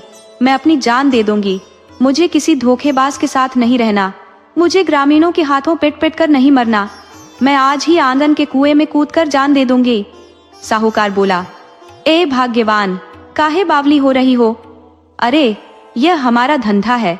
हम जब तक मिलावट नहीं करेंगे तब तक कैसे कुछ आमदनी होगी? और फिर मैं अपने लिए नहीं करता, ये सब उद्यम आपकी खुशी के लिए करता हूँ। आपके गले में जो सोने का हार है इसी पैसे का है। आपकी नाक में जो नथ है वह इसी पैसे का है। आपके कमर की करधनी, पाँव का पाजेब सब इसी पैसे का है। साहूकारनी बोली, मुझे नहीं पता था कि मैं इतने पाप तले दबी हूँ। मुझे नहीं चाहिए ये गहने। अरे, मेरा गहना तो आप थे, फिर मुझे इन धातु के टुकड़ों की क्या जरूरत थी? आप अपने गहने ले लो और कसम ले लो कि फिर कभी धोखाधड़ी नहीं करोगे। साहूकार बोला, मैं कोई पागल नहीं हूँ, मैं अपना भला बुरा सोचता हूँ। तुम पागल हो जो मूर्ख औरतों की बात मान जाती हो। स्त्री बोली, मैं अब आपके साथ नहीं रह सकती। सेठ बोला, चुपचाप जाओ और घर में आराम करो, नहीं तो बहुत मारूंगा। औरत बिना पीटे मानती ही नहीं, सिर पर बैठ जाने को सोचने लगती है। वह पत्नी को धक्का देकर भगा दिया तो पत्नी भी तैश में आ गई। वह झटपट आंगन के कुएं में कूद गई। ये देख साहूकार के हाथ पांव फूल गए। वो हो हल्ला मचाकर लोगों को इकट्ठा कर लिया। गांव के लोग रस्सी के सहारे साहूकारनी को पानी से बाहर निकाले और साहूकार पर नाराज हुए। रात में पत्नी को पानी क्यों भरने देते हो?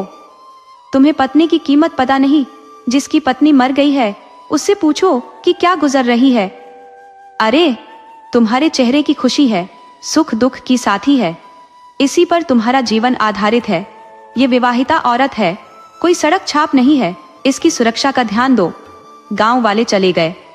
साहूकार ने कभी सोचा भी नहीं था कि यह इतना बड़ा कदम उठा सकती है। वह पत्नी से माफी मांगने लगा, मुझे माफ करो, मैं यह सारा उद्यम तुम्हारे लिए ही कर रहा था, लेकिन जब तुम इस काम से खुद खुश नहीं हो तो मुझे अब ऐसा कोई काम नहीं करना जो तुम्हें पसंद न हो। साहूकार उस दिन से बहुत बदल गया। पत्नी का महत्व उसे समझ में आ गया था। अब वह ऐसा कुछ भी नहीं करता जिससे पत्नी को दुख पहुंचे। साहूकार को पता चल गया कि यह बदलाव जमींदारनी की वजह से हुआ है, तो वह जमींदारनी के पास गया और उससे भी माफी मांग लिया और बोला, आप मुझे मेरे दोस्त से मिलने दो, मैं अब काफी बदल गया हूँ, मैं कोई अब बुरा काम नहीं करता। जमींदारनी बोली, मैं जमींदार को कोई बांध कर नहीं रखी हूँ। जमींदार का दिल आपसे नहीं मिल पा रहा था। दोनों के विचार अलग थे तो नहीं मिल पा रहे थे। जब दोनों के विचार मिल जाएंगे तब फिर से दोस्ती हो जाएगी। एक अच्छे दोस्त कई बार रूठते हैं और मान जाते हैं, लेकिन बुरे लोग एक बार बिछड़ गए तो फिर कभी नहीं मिलते। आप अपने स्तर से प्रयास करो। मैंने कोई जमींदार को मना नहीं किया है। क्योंकि जमींदार घर के अंदर से सब सुन रहा था, वह जब जान गया कि साहूकार भी सुधर गया है तो साहूकार से मिलने आ गया। अब दोनों की पुरानी दोस्ती फिर से शुरू हो गई, लेकिन अब ईमानदार बनकर। साहूकारनी भी जमींदारनी की प्रिय सहेली बन गई। दोनों एक गांव की थी, गांव के रिश्ते से बहन थी, तो तालमेल बैठ गया। दोनों के पास समस्या थी कि दोनों में किसी को भी औलाद नहीं थी। तो साहूकारनी ने सेठानी को सलाह दी, हमें जंगल में चलकर सन्यासिनी से आशीर्वाद लेना चाहिए। जंगल में पहले एक महात्मा रहा करते थे। महात्मा समय के साथ पुराने हो चले कि एक दिन कोई अपनी जन्मजात बच्ची को जंगल में छोड़ गया। महात्मा ने उस बच्ची को देख लिया तो उठाकर अपने आश्रम में ले गए। वह बच्ची का पालन किए। समय के अनुसार महात्मा जी शरीर छोड़ दिए, क्योंकि वह लड़की अब सयानी हो चली थी। वह महात्मा का स्थान ग्रहण कर ली और सन्यासिनी बन गई। वह एक सिद्ध सन्यासिनी थी। उसके आशीर्वाद से कई राजाओं के महल में किलकारियां गूंज गई थी। तो साहूकारनी जमींदारनी को सन्यासिनी से मिलने को प्रेरित कर रही थी। आखिर एक दिन दोनों मौका देख जंगल में गई और सन्यासिनी से मिली। सन्यासिनी ने दोनों की बात सुनी और फिर उन्हें 2 फूल दी। दोनों से बोली, इस फूल को ले जाकर पूजा घर में रख देना। सुबह में स्नान ध्यान के बाद अपनी कुलदेवी को याद करते हुए फूल को खा लेना।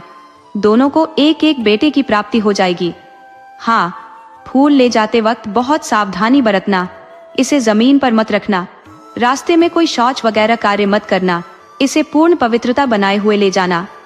दोनों उस फूल को अपने अपने स्तर से सुरक्षित रखते हुए ले चली, लेकिन रास्ते में जमींदारनी का फूल जमीन पर गिर गया। वो जमीन से फूल उठाने चली तो फूल गायब हो गया। वह बहुत अफसोस की कि उन्हें तो सन्यासिनी ने बहुत सुरक्षित ले जाने को कहा था, मगर वह सुरक्षित नहीं रख सकी। उनके भाग्य में बेटे की प्राप्ति नहीं है। वो बहुत उदास हो घर आई तो साहूकारनी बोली, बहन निराश ना हो, आप मेरे फूल में से आधा ले लो और आधा मैं रख लेती हूँ। जमींदारनी बोली, कहीं कुछ गड़बड़ हो गया तो बड़ी मुश्किल हो जाएगी। साहूकारनी बोली, भगवान का नाम लेकर इसे प्रसाद मानकर खा लेना, कुछ गड़बड़ नहीं होगा। हाँ, जब मन में तरह तरह का उल्टा विचार लाओगी तो जरूर गड़बड़ हो जाएगा। दोनों ने फूल को 2 भाग में बांट लिया। समय के साथ दोनों के पांव भारी हुए। दोनों समय के साथ एक ही दिन मां बन गई। दोनों के बेटे बिल्कुल एक रंग के, एक ही समान थे, मानो दोनों जुड़वां भाई हों। दोनों माताएं अपने अपने बेटे का पालन करने लगी।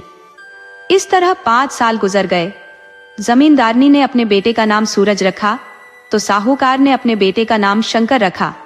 साहूकारनी रोज अपने बेटे को लेकर जमींदारनी के घर आ जाती थी तो दोनों के बेटे साथ में खेला करते। छोटी उम्र में दोनों की ऐसी दोस्ती हुई कि दोनों एक दूसरे बिना रह नहीं पाते थे। जैसे जैसे बड़े हुए उनकी दोस्ती प्रगाढ़ होती गई।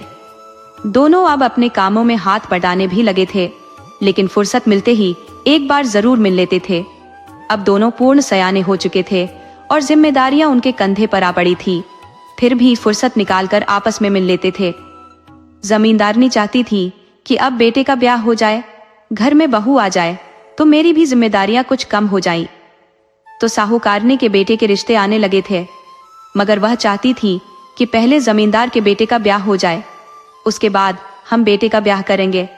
अरे, जमींदारनी का बेटा भी मेरा अपना बेटा है, मेरे ही आधे फूल से पैदा हुआ है और उसका जन्म मेरे बेटे से 2 घंटे पहले हुआ है, तो बड़ा तो वही हुआ।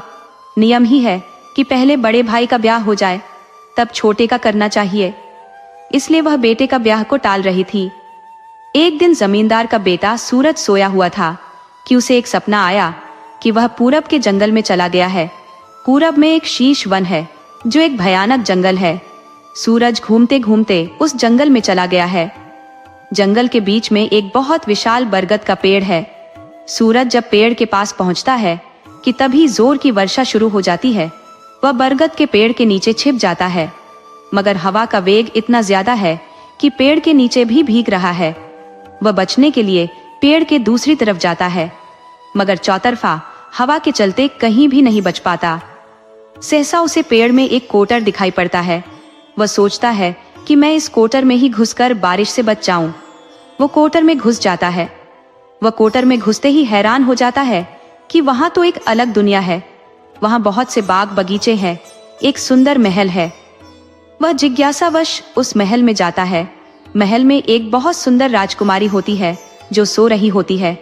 उसे जब सूरज देखता है तो मंत्रमुग्ध हो जाता है। वह सुध बुद्ध खो देता है और राजकुमारी का आलिंगन करने लगता है, लेकिन यह कार्य राजकुमारी को बुरा लगता है। राजकुमारी ताली बजाती है तो बहुत सी कुंवारी लड़कियां आ जाती हैं। जो उस राजकुमारी की सैनिक है वो सूरज को गिरफ्तार कर लेती है। अभी इतना ही ख्वाब देख पाता है कि सूरज की नींद टूट जाती है। वो अपने सपने पर हैरान होता है कि भला ऐसा भी कहीं होता है। कहीं पेड़ के अंदर भी कोई दुनिया हो सकती है, कोई नगर हो सकता है। वो सपने को एक सपना समझकर भूल गया, लेकिन दूसरे दिन रात में भी फिर वही सपना आया तो वह अपने दोस्त शंकर को बताया तो शंकर बोला, भाई सपना सिर्फ एक सपना होता है, वैसा कुछ हकीकत में नहीं होता। तुम कुछ उल्टा सीधा सोचते रहते हो, इसलिए तुम्हें उस तरह के सपने आते हैं। दिन के वक्त कठोर काम कर लिया करो, कभी सपने नहीं आएंगे। आदमी अर्ध निद्रा में रहता है तभी उसे सपने आते हैं। थका आदमी पूर्ण निद्रा में सो जाता है तो उसे सपने नहीं आते। सूरज ने उस दिन बहुत कड़ा मेहनत किया, लेकिन रात में फिर वही सपना आया तो वह अपने दोस्त से बताया, मुझे फिर वही सपना आया है। साधारण तौर पर आदमी को एक तरह के सपने नहीं आते, सपने अलग अलग आते हैं, मगर जब एक तरह के सपने आए तो उसमें कहीं न कहीं कुछ हकीकत है। हमें चलकर उस स्थान को देखना चाहिए। शंकर बोला, मुझे इन सब बातों में कोई विश्वास नहीं है, फिर भी तुम मेरे परम दोस्त हो तो तुम जहां कहोगे मैं चलने के लिए तैयार हूं। चलो कल सुबह हम उस जंगल के लिए निकलते हैं। पहले पता करते हैं कि कोई शीशवन नाम का जंगल है। जब दोनों पता करते हैं तो गांव का एक बूढ़ा आदमी बताता है, शीशवन यहाँ से 10 कोस की दूरी पर है। लोग कहते हैं कि वह एक मायावी जंगल है। अब उसमें क्या माया होती है मुझे नहीं पता। सूरज और शंकर ने विचार कर लिया कि दोनों उस वन में जाएंगे और लोगों का भ्रम दूर करेंगे कि मायावी जैसा कोई जंगल नहीं होता। मायावी राक्षस वगैरह होते हैं, लेकिन हम लोगों ने देखा नहीं है। दोनों दूसरे दिन शीश वन के लिए चल दिए। दोपहर तक दोनों जंगल में थे। सूरज उस पेड़ को ढूंढ रहा था जिसे वह सपने में देखा था। खोजते हुए वह उस स्थान पर पहुंच गया जहां पर वह विशाल बरगद का पेड़ था। सूरज बोला, शंकर देखो, यह वही पेड़ है जिसे मैं सपने में देखा था। वो पेड़ के पास गया तो अचानक से आंधी पानी का मौसम बन गया। जोर से हवा चलने लगी, जोरदार वर्षा शुरू हो गई। सूरज शंकर के साथ छिपने का प्रयास करने लगा, मगर चौतरफा हवा के चलते उन्हें छिपने की जगह नहीं मिल रही थी। सूरज बोला, भाई शंकर, यहाँ तो वही हो रहा है जो मैंने ख्वाब में देखा था। वो पेड़ के दूसरे साइड में गया तो पेड़ में एक कोटर दिखा। सूरज बोला, भाई हम दोनों इस कोटर में छिप जाते हैं। शंकर बोला, नहीं नहीं, ऐसे कोठरों में भयानक जीव जंतु भी हो सकते हैं। सूरज बोला, कुछ नहीं है, कोटर बिल्कुल खाली है, तुम मेरे पीछे आओ। वो कोटर में घुस गया तो पीछे से शंकर भी चला गया। वह पलटकर पीछे देखा तो कोटर और पेड़ गायब था। दोनों एक अलग दुनिया में घुस चुके थे। सामने फुलवारी और एक सुंदर महल था। नजर उठाकर शंकर ने देखा तो बोला, अरे ये कोई बहुत बड़ा नगर है। ताज्जुब की बात कि इतना बड़ा नगर भला एक पेड़ के कोटर में कैसे समाया हुआ है। वो सूरज से बोला, चलो अब लौट चलते हैं। सूरज बोला, लौटेंगे कैसे? कहीं पेड़ दिखाई नहीं पड़ रहा, हम अलग दुनिया में आ गए हैं। चलो अब हम महल में चलते हैं, अब जो होगा देखा जाएगा। दोनों अब भी महल में घुसने वाले थे कि कई कुंवारी लड़कियां आ गई जो वहां की सैनिक थी। वह दोनों को पकड़ ली और राजकुमारी के पास ले गई। बोली, ये दोनों चोर हमारे महल में घुसने का प्रयास कर रहे थे, हमने इनको पकड़ा है, आप दोनों को तत्काल फांसी पर चढ़ा दो। राजकुमारी बोली, मूर्खों, तुम दोनों को नहीं पता था कि यहाँ मर्द का प्रवेश वर्जित है? सूरज बोला, हमें क्या पता था, हम तो यहाँ के हैं ही नहीं और हम कोई चोर नहीं है, हम जमींदार हैं, हमारे पास कोई धन संपदा की कमी नहीं है, तो फिर हम चोरी क्यों करने लगे? राजकुमारी बोली, हर चोर पकड़े जाने पर यही कहता है कि मैं कोई चोर नहीं हूँ, मैं तो एक राजा हूँ। अरे राजा थे तो कुंवारी लड़कियों के नगर में आए ही क्यों? तुम्हें नहीं पता कि हम तुम्हें नहीं छोड़ने वाले, कल तुम दोनों की फांसी होगी। पहले तुम्हारी एक इच्छा पूरी करेंगे, उसके बाद हम तुम्हें इच्छित चीज खिलाएंगे, उसके बाद हम तुम्हें बहुत मारेंगे, फिर गधे पर बैठाकर जुलूस निकालेंगे, उसके बाद फांसी पर चढ़ाएंगे। राजकुमारी अपने सैनिकों को आदेश दी, इन्हें ले जाकर कैद खाने में डाल दिया जाए। दोनों को जेल में डाल दिया गया। शंकर बोला, सूरज, मैं तेरी मूर्खता की वजह से आज यहाँ आकर फंस गया। अरे ये सब लड़कियां कोई नॉर्मल औरत नहीं है, ये सब की सब डायन है, ये धोखे से मर्दों का शिकार करती है, जेल में डालती है और फिर धोखे से मार डालती है। मुझे अब जीवन की आशा नहीं दिख रही, तुम्हारे पागलपन ने यहाँ हमारी जान मुश्किल में डाल दी है। क्या आराम से अपने घर रह रहे थे? एक पहरेदार लड़की बोली, ज्यादा शोर मत मचाओ, यहाँ चीखना चिल्लाना मना है। राजकुमारी के कान में आवाज गई तो मुश्किल खड़ी हो जाएगी, तुम दोनों अभी फांसी पर चढ़ा दिए जाओगे। शंकर बोला, चाहे कल फांसी चढ़ाया जाए या आज, हमें अब कोई फर्क नहीं पड़ने वाला, जब अंजाम पता चल गया है तो हम अब कर ही क्या सकते हैं। वो पहरेदार बोली, तुम दिमाग से काम लोगे तो बहुत कुछ कर सकते हो, मगर पागलपन करोगे तो मारे जाओगे।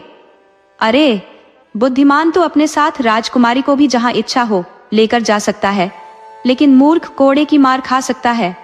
तुम लोग शांत हो जाओ और यहाँ से निकलने का रास्ता ठंडे दिमाग से सोचो। सूरज और शंकर चुप हो गए और रोने लगे। कोई 1 घंटा तक रोते रहे। तब वह पहरेदार औरत बोली, रो नहीं, मैं तुम्हें यहाँ से निकालने का उपाय बताऊंगी, लेकिन तुम मुझे भी यहाँ से निकलने का वचन दोगे। तब शंकर बोला, आप मुझे बचा लो, मैं आपकी नौकरी जिंदगी भर करूंगा, आपका दास बनकर सेवा करूंगा। वह लड़की बोली, नहीं, मैं गिरी हुई औरत नहीं हूँ, मैं तो आपकी पत्नी बनना चाहती हूँ, आप मुझे पत्नी बना लेने का वचन दो तो अभी उपाय भी सुझा देती हूँ। शंकर बोला, मुझे मंजूर है, मैं कह दिया कि आपको रानी बनाकर रखूंगा, आप उपाय बताओ। वह लड़की बोली, राजकुमारी अपने वादे की पक्की है, जो वचन दे देती है तो उसे पूरा करती है। कल वह आपसे मिलने आएगी और पहले इच्छा पूछेगी, तब आप उससे पहले वचन ले लेना। जब वह वचन दे देगी तब पहला आदमी जो सूरज है वह राजकुमारी को 100 साल के लिए पत्नी बनकर रहने का साथ मांग लेना, और शंकर तुम मुझे मांग लेना 100 साल के लिए। फिर वह मनपसंद खाना खाने की बात करेगी तो कहना कि खाना हमें माँ के हाथ से खाना है, हमें हमारे घर ले चलो। अब तीसरा में पिटाई करना और गधे पर घूमने की बात है, तो कौन औरत पत्नी बन जाने के बाद पति की पिटाई करती है और गधे पर बैठाकर घुमाती है? वह कभी पति को फांसी चढ़ाने के विषय में सोच भी नहीं सकती। एक बार पत्नी बन गई तो जन्म जन्म तक साथ रहना चाहेगी। बस तुम दोनों मेरे कहे अनुसार चलो। वह बोली, मेरा नाम चंद्रज्योति है, जबकि राजकुमारी का नाम संगीता है, आप दोनों हमें हमारे नाम से ही मानना। सुबह होने पर राजकुमारी जेल के दरवाजे पर आई और बोली, पहले तुम लोग अपनी एक इच्छा बताओ कि तुम दोनों के दिल में इच्छा क्या है, मैं उसे पूरा करा दूं। तब सूरज बोला, पहले आप वचन दो कि वादे से नहीं फिरोगी। राजकुमारी बोली, क्या बात करते हो, मैं और वचन से फिर जाऊं? तुम्हें जो मांगना है निसंकोच मांगो। तब सूरज बोला, आप मेरी पत्नी बनकर 100 साल तक साथ रहे। राजकुमारी बोली, आपने यह क्या मांग दिया? लेकिन घबराओ नहीं, मैं वचन से नहीं फिरूंगी। शंकर से बोली, तुम्हारी क्या इच्छा है? तो वह बोला, मुझे आपकी पहरेदार चंद्रज्योति को 100 साल के लिए पत्नी बनाना है। राजकुमारी बोली, अब समझी कि यह सोची समझी चाल किसकी है, वरना इन दोनों में इतना दिमाग कहाँ है? वो बोली, तुम दोनों क्या खाना पसंद करोगे? तब सूरज बोला, हम दोनों ही अपनी माँ के हाथ का बना पकौड़ा खाना पसंद करेंगे, वह भी अपने आंगन में बैठकर अपनी पत्नी के हाथ हो। राजकुमारी को चूंकि 2 और शर्तें पूरी करनी थी, वो सूरज से बोली, आपकी पिटाई करनी थी, गधे पर घुमाना था, मगर वह तो अब 100 साल बाद सोचा जाएगा। 100 साल के लिए मैं आपकी पत्नी हूँ, और सच्ची पत्नी कभी अपने पति का अपमान नहीं करती। अब दोनों अपनी आंखें बंद करो, हम अब आपके घर चलते हैं। दोनों ने अपनी आंखें बंद कर दी कि अगले पल अपने घर में थे। सूरज की माँ यह देखकर चौंक गई। अरे, ये राजकुमारी को कैसे लेकर आ गया? तब राजकुमारी बोली, मैं मध्य देश की राजकुमारी हूँ, इन्होंने मुझे स्वयंवर में से जीत कर लाया है। माँ अपने बेटे पर बहुत खुश हुई। इस तरह सूरज राजकुमारी के साथ रहने लगा। तो शंकर की माँ भी अपने बेटे पर अचंभित थी। तब लड़की ही झूठ बताई, मैं कायाकस देश की राजकुमारी हूँ, ये मुझे पसंद आ गए तो वरण कर ली हूँ। इस तरह वह शंकर के साथ खुशी खुशी रहने लगी। ये कहानी हमें सिखाती है कि कभी कभी सपने भी सच का रास्ता दिखा देते हैं, और सच्ची दोस्ती हर मुश्किल को आसान कर सकती है। बुद्धि और साहस से बड़ी विपत्ति को भी जीता जा सकता है।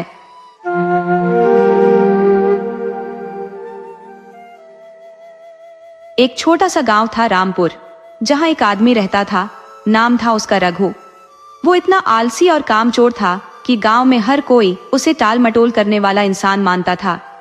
जब भी कोई उसे काम के लिए बुलाता, वो बहाने बनाने में ऐसा उस्ताद था कि क्या कहना। कभी कहता, आज तबीयत ठीक नहीं है, तो कभी बोलता, अरे भाई, कल कर दूंगा। धीरे धीरे उसकी ये आदत इतनी पक गई कि लोग उसे कामचोर रघु कहकर पुकारने लगे। रघु का बस एक ही सपना था, बिना कुछ किए बस खूब सारा पैसा मिल जाए और आराम से जिंदगी कटे। उसके दोस्त दिन रात खेतों में पसीना बहाते, कोई दुकान पर काम करता, पर रघु हमेशा किसी न किसी बहाने से काम से बच निकलता। उसकी बीवी सुनीता बेचारी बहुत परेशान रहती थी, क्योंकि घर चलाने के लिए उसे दूसरों के घरों में जाकर काम करना पड़ता था। एक दिन सुनीता का पारा चढ़ गया। उसने गुस्से में कहा, रघु, अब बस बहुत हो गया। अगर ऐसे ही निकम्मे बने रहे तो एक दिन भूखों मरने की नौबत आ जाएगी। रघु सुनकर हंस पड़ा और बोला, अरे भाग्यवान, तू चिंता क्यों करती है? मैं किस्मत का धनी हूँ, मेरे हाथों की लकीरें मेहनत के लिए नहीं बनी है। गांव वाले उसकी ये बात सुनकर खूब हंसते और कहते, रघु, बिना मेहनत के तो किस्मत भी साथ नहीं देती। पर रघु पर इसका कोई असर नहीं होता था। काम से बचने के लिए रघु ने ना जाने कितनी तरकीबें अपनाई। जब खेत में काम करने की बात आती तो पेट दर्द का नाटक करता। अगर दुकान पर बैठने को कहा जाता तो सिर दर्द का बहाना बनाता और कहता, कल आऊंगा। किसी शादी या त्योहार में कोई मदद मांगता तो बोलता, अभी बहुत जरूरी काम है। धीरे धीरे गांव वाले उससे तंग आ गए और किसी ने भी उसे कोई काम देना बंद कर दिया। अब रघु को चिंता सताने लगी। अरे यार, अब क्या करूं? लोग मुझे कामचोर समझने लगे हैं। तभी गांव में एक अनजान आदमी आया, जिसका नाम रामलाल था। वो किसी खास मकसद से वहां आया था। वो बहुत अमीर था और गांव में कोई बड़ा काम शुरू करना चाहता था। उसने सुना कि रघु बहुत चालाक है, पर काम से जी चुराता है। रामलाल ने रघु को बुलाया और कहा, अगर मैं तुम्हें बिना मेहनत किए पैसा कमाने का एक तरीका बताऊं तो क्या तुम तैयार हो? रघु की आंखें चमक उठी। अरे बिल्कुल, ऐसा कोई काम हो जिसमें पसीना बहाए बिना ही दौलत मिल जाए तो कौन मना करेगा? रामलाल मुस्कुराया और बोला, तो फिर कल सुबह तैयार रहना। मैं तुम्हें ऐसी जगह ले चलूंगा जहां ताकत से ज्यादा अकल की जरूरत होती है। रघु को समझ नहीं आया कि आखिर ये कैसा काम है। क्या सच में उसे बिना मेहनत के पैसा मिलने वाला था, या ये किसी नई मुसीबत की शुरुआत थी? रघु पूरी रात सो नहीं पाया। उसके दिमाग में बस एक ही सवाल घूम रहा था, आखिर ऐसा कौन सा काम है जिसमें बिना मेहनत के पैसा कमाया जा सकता है? उसने सपने में खुद को किसी राजा की तरह महल में बैठे हुए देखा, जहां नौकर चाकर उसकी सेवा कर रहे थे। सुबह होते ही वह रामलाल से मिलने चल पड़ा। रामलाल उसे गांव से थोड़ी दूर जंगल की तरफ ले गया। रास्ते में रघु ने पूछा, भाई, आखिर ये काम है क्या? कहीं चोरी चकारी तो नहीं करवाओगे? रामलाल हंस पड़ा। अरे नहीं नहीं, ये चोरी जैसा काम नहीं है, बल्कि तुम्हारी अक्लमंदी से जुड़ा है। अगर तुम कामयाब हुए तो जिंदगी भर आराम से रहोगे। रघु और ज्यादा खुश हो गया। अब देखो मेरी अकल का जादू, उसने मन ही मन सोचा। जब वे जंगल में पहुंचे तो रामलाल ने एक पुरानी हवेली की तरफ इशारा किया और कहा, इस हवेली के मालिक एक बूढ़े सेठ हैं जो बहुत धनी है, पर उनका कोई वारिस नहीं है। अगर तुम चतुराई से उनके दिल में जगह बना लो तो उनकी सारी दौलत तुम्हारी हो सकती है। रघु की आंखें चमक उठी। मतलब मुझे उनकी सेवा करनी होगी? रामलाल बोला, नहीं, तुम्हें बस इतना करना है कि उनके विश्वास में आकर ये जताना है कि तुम ही उनके सबसे करीबी हो, और उनके बाद उनकी सारी दौलत तुम्हारे नाम हो जाएगी। रघु को लगा कि ये काम तो उसके लिए बिल्कुल हलवा है। वो पहले ही बहाने बनाने में माहिर था, अब तो बस बूढ़े सेठ को उल्लू बनाना था। रघु ने एक नया रूप धारण किया, एक ईमानदार, दयालु और नेक इंसान का। वह हवेली के बाहर जाकर बैठ गया और जैसे ही सेठ बाहर निकले वो बोला, सेठ जी, मैं अनाथ हूँ, मुझे बस एक सहारा चाहिए, मैं आपकी सेवा करना चाहता हूँ। सेठ पहले तो शक में पड़ गए, पर रघु की मीठी मीठी बातों को सुनकर उनका दिल पिघल गया। ठीक है, तुम यहाँ रह सकते हो, पर एक शर्त है, तुम्हें पूरी लगन से मेरी सेवा करनी होगी। रघु के चेहरे पर मुस्कान खिल गई। ये तो खेल जैसा है। अब वो हवेली में रहने लगा और अपनी बातों से सेठ को खुश करने लगा। वो दिन भर आराम करता और रात को सेठ के साथ बैठकर उनकी पुरानी कहानियां सुनता। धीरे धीरे सेठ को लगने लगा कि रघु ही उनका असली सहारा है। रघु को लग रहा था कि उसकी योजना कामयाब हो रही है, पर उसे नहीं पता था कि ये हवेली एक रहस्य से भरी हुई थी। एक दिन रात के समय जब रघु सेठ के कमरे के पास से गुजर रहा था तो उसने एक हल्की आवाज सुनी, सब कुछ खत्म हो जाएगा, इस हवेली में रहना खतरनाक है। रघु के रोंगटे खड़े हो गए। उसने दरवाजे से झांक कर देखा, पर वहां कोई नहीं था। आखिर ये आवाज किसकी थी? अगली सुबह जब रघु ने सेठ से इस बारे में पूछा तो वे घबरा गए और बोले, ये हवेली बहुत पुरानी है, शायद तुम्हें कोई भ्रम हुआ होगा। पर रघु को शक हो गया कि सेठ कुछ छिपा रही है। अब रघु के सामने दो रास्ते थे, सेठ की दौलत हथियाने की योजना पर आगे बढ़े या हवेली के रहस्य को जाने बिना कोई जोखिम न ले।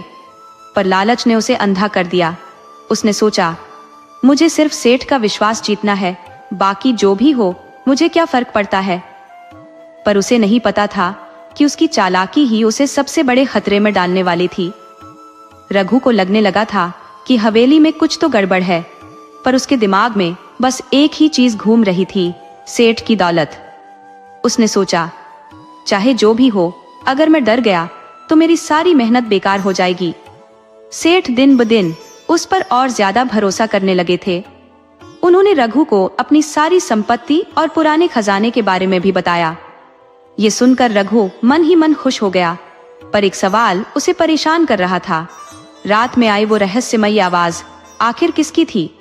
रघु ने सोचा, अगर हवेली में कुछ गड़बड़ है तो मैं खुद इसकी तह तक जाऊंगा। एक रात जब सेठ गहरी नींद में थे, रघु चुपके से उठकर हवेली का कोना कोना टटोलने लगा। अचानक उसे ऊपर की एक पुरानी कोठरी का दरवाजा आधा खुला दिखा। जैसे ही उसने दरवाजे के अंदर झांका, ठंडी हवा का एक झोंका उसके चेहरे से टकराया और अंदर की अंधेरी परछाइयों को देखकर उसका कलेजा कांप गया। कौन है वहां? उसने हिम्मत करके पूछा। कोई जवाब नहीं आया, पर उसे ऐसा लगा कि कोई छाया तेजी से कोठरी के अंदर गायब हो गई। रघु की घबराहट बढ़ गई। वो समझ नहीं पा रहा था कि ये उसका भ्रम था या सच में वहां कुछ था। अचानक उसके कानों में एक धीमी फुसफुसाहट सुनाई दी, भाग जा, ये हवेली तुझे जिंदा नहीं छोड़ेगी। रघु के पसीने छूट गए। वो बदहवास होकर भागा और सीधे अपने कमरे में जाकर बिस्तर में घुस गया। अगली सुबह जब सेठ ने देखा कि रघु का चेहरा उतरा हुआ है तो उन्होंने पूछा, क्या हुआ बेटा, तबीयत ठीक नहीं लग रही? रघु को कुछ समझ नहीं आया तो उसने झूठ बोल दिया, जी सेठ जी, रात में सपना आया था कि कोई मुझे मारने आ रहा है। सेठ उसकी बात सुनकर गंभीर हो गए। उन्होंने गहरी सांस ली और कहा, यह हवेली बहुत पुरानी है बेटा, बहुत से लोग इसे छोड़कर चले गए, पर मैंने इसे कभी नहीं छोड़ा। यह हवेली मेरी जिंदगी है। रघु को सेठ की बातों में कुछ अजीब लगा। उसने सोचा, जरूर ये बूढ़ा कुछ छिपा रहा है। उसी शाम जब हवेली में हल्का अंधेरा था, रघु ने सेठ से उनके पुराने दिनों के बारे में पूछने की कोशिश की। सेठ ने धीरे धीरे कहना शुरू किया, बेटा, बहुत साल पहले इस हवेली में मेरा पूरा परिवार रहता था, मैं, मेरी पत्नी और मेरा बेटा। पर एक दिन मेरी पत्नी और बेटे की रहस्यमयी तरीके से मौत हो गई। तब से इस हवेली में अजीब घटनाएं होती हैं। रघु ने घबराकर पूछा, कैसी घटनाएं? सेठ की आंखों में दर्द झलक आया। उन्होंने कांपती आवाज में कहा, रात में किसी के कदमों की आवाज आती है। कभी कभी लगता है जैसे कोई मुझे पुकार रहा हो, पर जब बाहर जाकर देखो तो वहां कोई नहीं होता। अब रघु की हालत खराब हो रही थी। उसे समझ नहीं आ रहा था कि यह सेठ का वहम था या सच में कोई अनहोनी इस हवेली में होने वाली थी। रघु को दोबारा वही फुसफुसाहट सुनाई दी, भाग जा, तुझे जिंदा नहीं छोड़ा जाएगा। पर इस बार रघु ने भागने की बजाय हिम्मत जुटाई और सोचने लगा, क्या यह सब सिर्फ सेठ को डराने के लिए किसी ने किया है? उसके दिमाग में एक शक आया, कहीं इस हवेली के खजाने का कोई और भी हकदार तो नहीं? रघु के लालच ने डर को दबा दिया। उसने तय कर लिया कि चाहे कुछ भी हो, वो इस रहस्य की जड़ तक जरूर जाएगा। अगली रात वो एक बड़ी मोमबत्ती लेकर हवेली के हर कोने की तलाशी लेने लगा। जब वो हवेली की सबसे पुरानी कोठरी में पहुंचा तो उसे फर्श पर एक अजीब निशान दिखा, जैसे वहां कोई तहखाना छिपा हो। रघु ने ध्यान से फर्श को ठोक कर देखा और अचानक उसे एहसास हुआ कि वहां नीचे कुछ है। उसने इधर उधर देखा और लकड़ी का एक तख्ता हटाया। जमीन के नीचे गुप्त दरवाजा था। रघु के होश उड़ गए। उसने सोचा, क्या यहाँ कोई खजाना छिपा है या कोई भयानक रहस्य? वो सांस रोककर उस दरवाजे को खोलने ही वाला था कि तभी धड़ाम, कोई चीज उसके सिर पर लगी और वो अंधेरे में गिर पड़ा। रघु के सिर पर जोरों की चोट लगी थी। उसकी आंखों के आगे अंधेरा छा गया और वो जमीन पर गिर पड़ा। जब उसे होश आया तो वो एक अंधेरे कमरे में पड़ा था। कमरे में हल्की सी रोशनी आ रही थी और हवा में अजीब सी गंध थी। रघु ने अपना सिर पकड़कर उठने की कोशिश की। उसका सिर अभी भी घूम रहा था, पर उसे समझ आ चुका था कि वो हवेली के नीचे किसी तहखाने में था। पर सवाल ये था, मुझे यहाँ लाया कौन? रघु चारों तरफ देखने लगा। कमरा बहुत पुराना था और दीवारों पर अजीब निशान बने हुए थे। जैसे ही उसने उठने की कोशिश की, उसे एक कोने में किसी की परछाई दिखी। रघु की सांसें तेज हो गई। कौन है वहां? उसने घबराते हुए पूछा। परछाई धीरे धीरे उसकी तरफ बढ़ने लगी।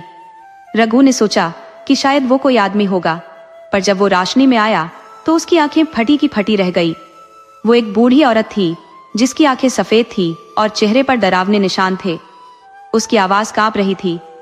तू यहाँ क्या करने आया है लड़के? रघु की हालत खराब हो गई। उसने डरते डरते कहा, मैं तो बस हवेली में काम करता हूँ, पर आप कौन है? बूढ़ी औरत ने एक ठंडी सांस ली और बोली, अगर तू इस हवेली के तहखाने में आ गया है तो अब तेरा बचना मुश्किल है। रघु अब तक समझ चुका था कि हवेली में कोई बहुत बड़ा रहस्य छिपा है।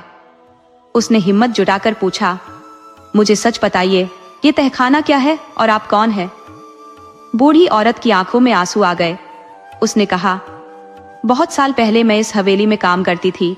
सेठ की पत्नी और बेटा बहुत अच्छे थे, पर एक दिन हवेली में कुछ ऐसा हुआ जिससे सब कुछ बदल गया।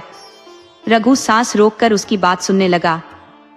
एक रात सेठ के बेटे ने हवेली के इस तहखाने में कुछ ऐसा देख लिया जो उसे नहीं देखना चाहिए था, और उसी रात उसकी मौत हो गई। रघु की रीढ़ में सिहरन दौड़ गई। पर वो हादसा था या? उसने धीरे से पूछा। बूढ़ी औरत की आंखों में गुस्सा आ गया। उसने दांत पीसते हुए कहा, नहीं, वो हादसा नहीं था, उसे मार दिया गया था। रघु की आंखें फटी रह गई। उसने धीरे से पूछा, किसने? बूढ़ी औरत ने गहरी सांस ली और बोली, उसका हत्यारा और कोई नहीं बल्कि सेठ ही था। क्या? रघु को अपने कानों पर भरोसा नहीं हुआ।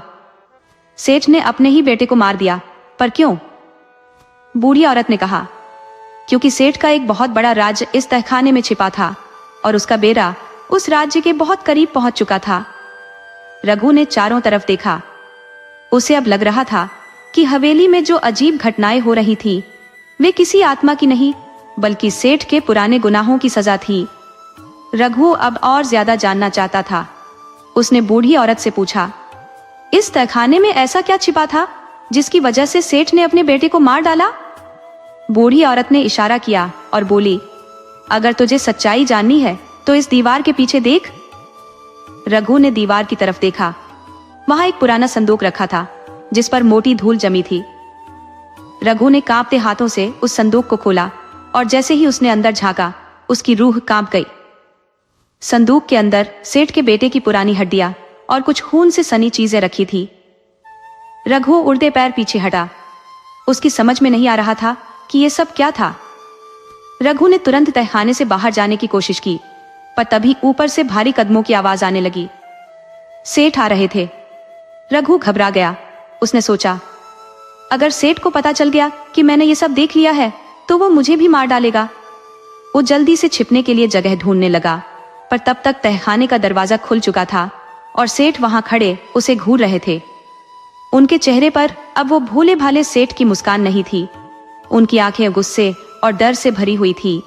उन्होंने धीरे से कहा, तो तुझे सब पता चल गया। रघु की धड़कनें तेज हो गई। वो समझ चुका था कि अब उसका भी मरना तय है। रघु की धड़कनें तेज हो गई थी। सेठ उसकी तरफ बढ़ रहे थे। उनकी आंखों में एक अजीब सा गुस्सा था, पर उससे भी ज्यादा एक डर था, राज खुल जाने का डर। रघु ने दीवार के पास पड़ी एक लोहे की रॉड पकड़ ली और पीछे हटते हुए बोला, मुझे मत मारो सेठ जी, मैंने कुछ नहीं किया। सेठ ने गहरी सांस ली और अपने गंभीर आवाज में कहा, पर तूने देख लिया, और जो ये तहखाने का सच देख लेता है वो कभी जिंदा नहीं रहता। सेठ अचानक रघु पर झपटता। रघु जैसे तैसे नीचे झुककर बच गया और भागने लगा। वो अंधेरे तहखाने से निकलकर सीढ़ियों से ऊपर की ओर दौड़ा। पीछे से सेठ के गुस्से से भरे शब्द गूंज रहे थे, भाग मत, वरना तुझे भी मेरे बेटे की तरह मार दूंगा। रघु अब हवेली की ऊपरी मंजिल पर आ चुका था। उसने जल्दी से एक कमरे का दरवाजा बंद कर लिया और सांसें तेज हो गई। ये आदमी पागल है, अगर मैंने कुछ नहीं किया तो भी यह मुझे मार डालेगा। रघु ने कमरे की एक पुरानी खिड़की से नीचे झांका। नीचे हवेली के पुराने नौकरों और कुछ मजदूरों का जमावड़ा था। अगर मुझे बचना है तो इन सबको सच्चाई बतानी होगी। पर तभी दरवाजे पर जोरदार धमाका हुआ। सेठ ने पूरी ताकत से धक्का दिया और दरवाजा टूट गया। वो हाथ में एक लोहे की छड़ली खड़ा था, आंखों में जलती हुई नफरत। रघु, अब तेरा खेल खत्म। रघु को समझ में नहीं आया कि क्या करे। उसने इधर उधर देखा और तभी उसकी नजर कमरे में पड़े एक पुराने शीशे पर पड़ी। उसे एक तरकीब सूझी। उसने जल्दी से शीशे को उठाया और सेठ के सामने कर दिया। सेठ ने जैसे ही अपना चेहरा शीशे में देखा, वो एकदम चौंक गया। शायद यह पहली बार था जब उसने खुद को इस तरह देखा था, एक पागल हत्यारे की तरह। रघु ने मौके का फायदा उठाया और शीशे को उसकी ओर धकेल दिया। सेठ का ध्यान भटकते ही रघु ने उसके हाथ से लोहे की छड़ छीन ली और पूरी ताकत से उसे दूर धकेल दिया। सेठ लड़खड़ाते हुए पीछे हटा और खिड़की से नीचे गिर गया। नीचे खड़े नौकर और मजदूर सेठ को गिरते हुए देखकर चौंक गए। जब वे दौड़कर उसके पास पहुंचे तो देखा कि उसकी सांसें उखड़ रही थी। रघु भी जल्दी से नीचे आया और चिल्लाया, ये आदमी एक हत्यारा है, इसने अपने ही बेटे को मारा था। सभी लोग चौंक गए। रघु ने हिम्मत जुटाकर कहा, अगर यकीन नहीं आता तो तहखाने में जाकर देखो, वहां सेठ के बेटे की हड्डियां अभी भी है। कुछ मजदूर और नौकर तुरंत तहखाने की ओर भागे। कुछ ही मिनटों में वे बाहर आए। उनके चेहरों पर डर साफ झलक रहा था। सच में ये सेठ तो सच में एक हत्यारा निकला। सेठ ने अपनी आखिरी सांस लेने से पहले कांपती आवाज में कहा, मुझे माफ कर दो, मैंने ये सब लालच के कारण किया था। मेरा बेटा मेरे सबसे बड़े राज को जान गया था। रघु ने कड़वी आवाज में कहा, और अब वो राज पूरी दुनिया को पता चल चुका है। सेठ ने एक आखिरी लंबी सांस ली और हमेशा के लिए शांत हो गया। रघु अब कामचोर नहीं रहा था। गांव में उसकी बहादुरी की चर्चा थी। उसने सेठ की सच्चाई सबके सामने लाकर गांव को एक अपराधी से मुक्त कर दिया था। पर कहानी यहाँ खत्म नहीं हुई थी, क्योंकि हवेली अभी भी कई राज छिपाए हुए थी। एक दिन जब रघु गांव में टहल रहा था, कोई उसके हाथ में एक कागज का टुकड़ा पकड़ाकर गायब हो गया। रघु चौंक गया। उसने जल्दी से कागज खोला। उसमें सिर्फ एक ही लाइन लिखी थी, तूने एक साजिश को रोका, पर असली राज अभी भी जमीन में दफन है। अगर जिंदा रहना है तो हवेली से दूर रह। रघु सोच में पड़ गया।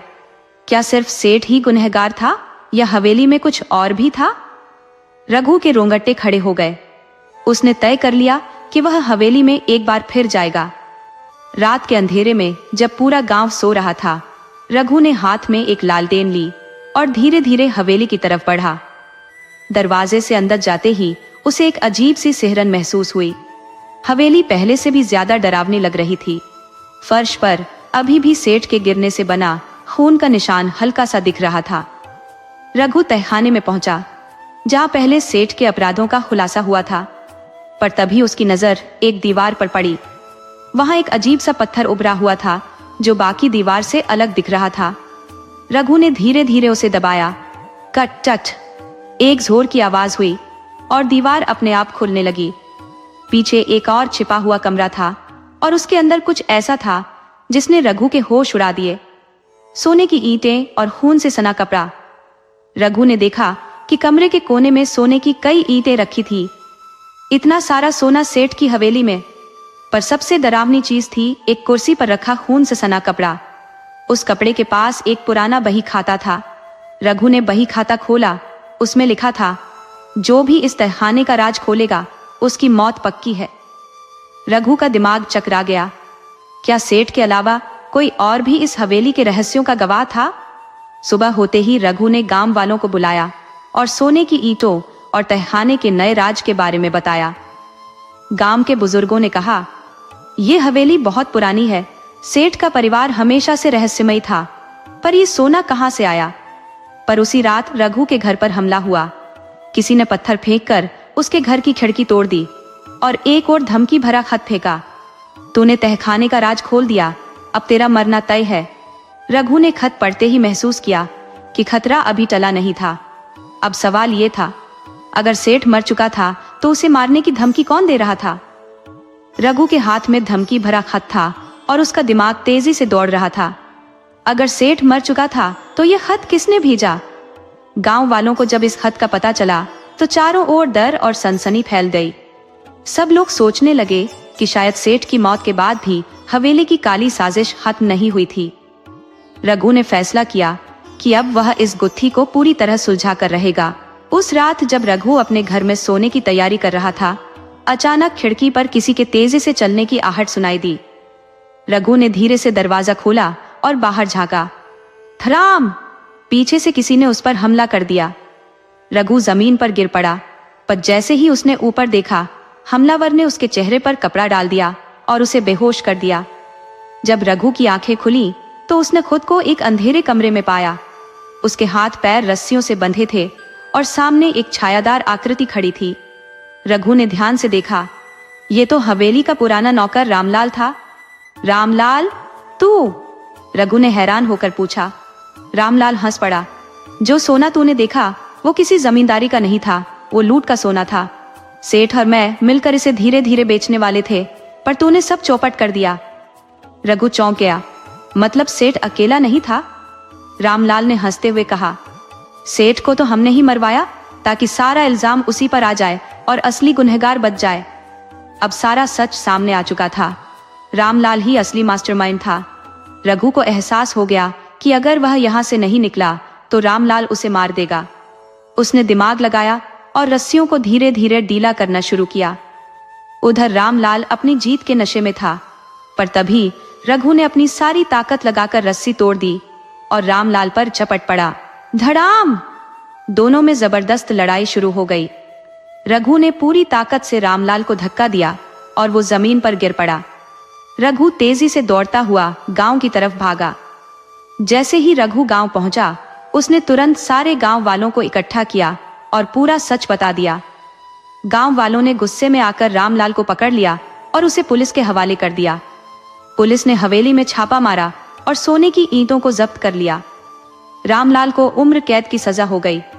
रघु, जो कभी कामचोर कहलाता था, अब गांव का हीरो बन चुका था।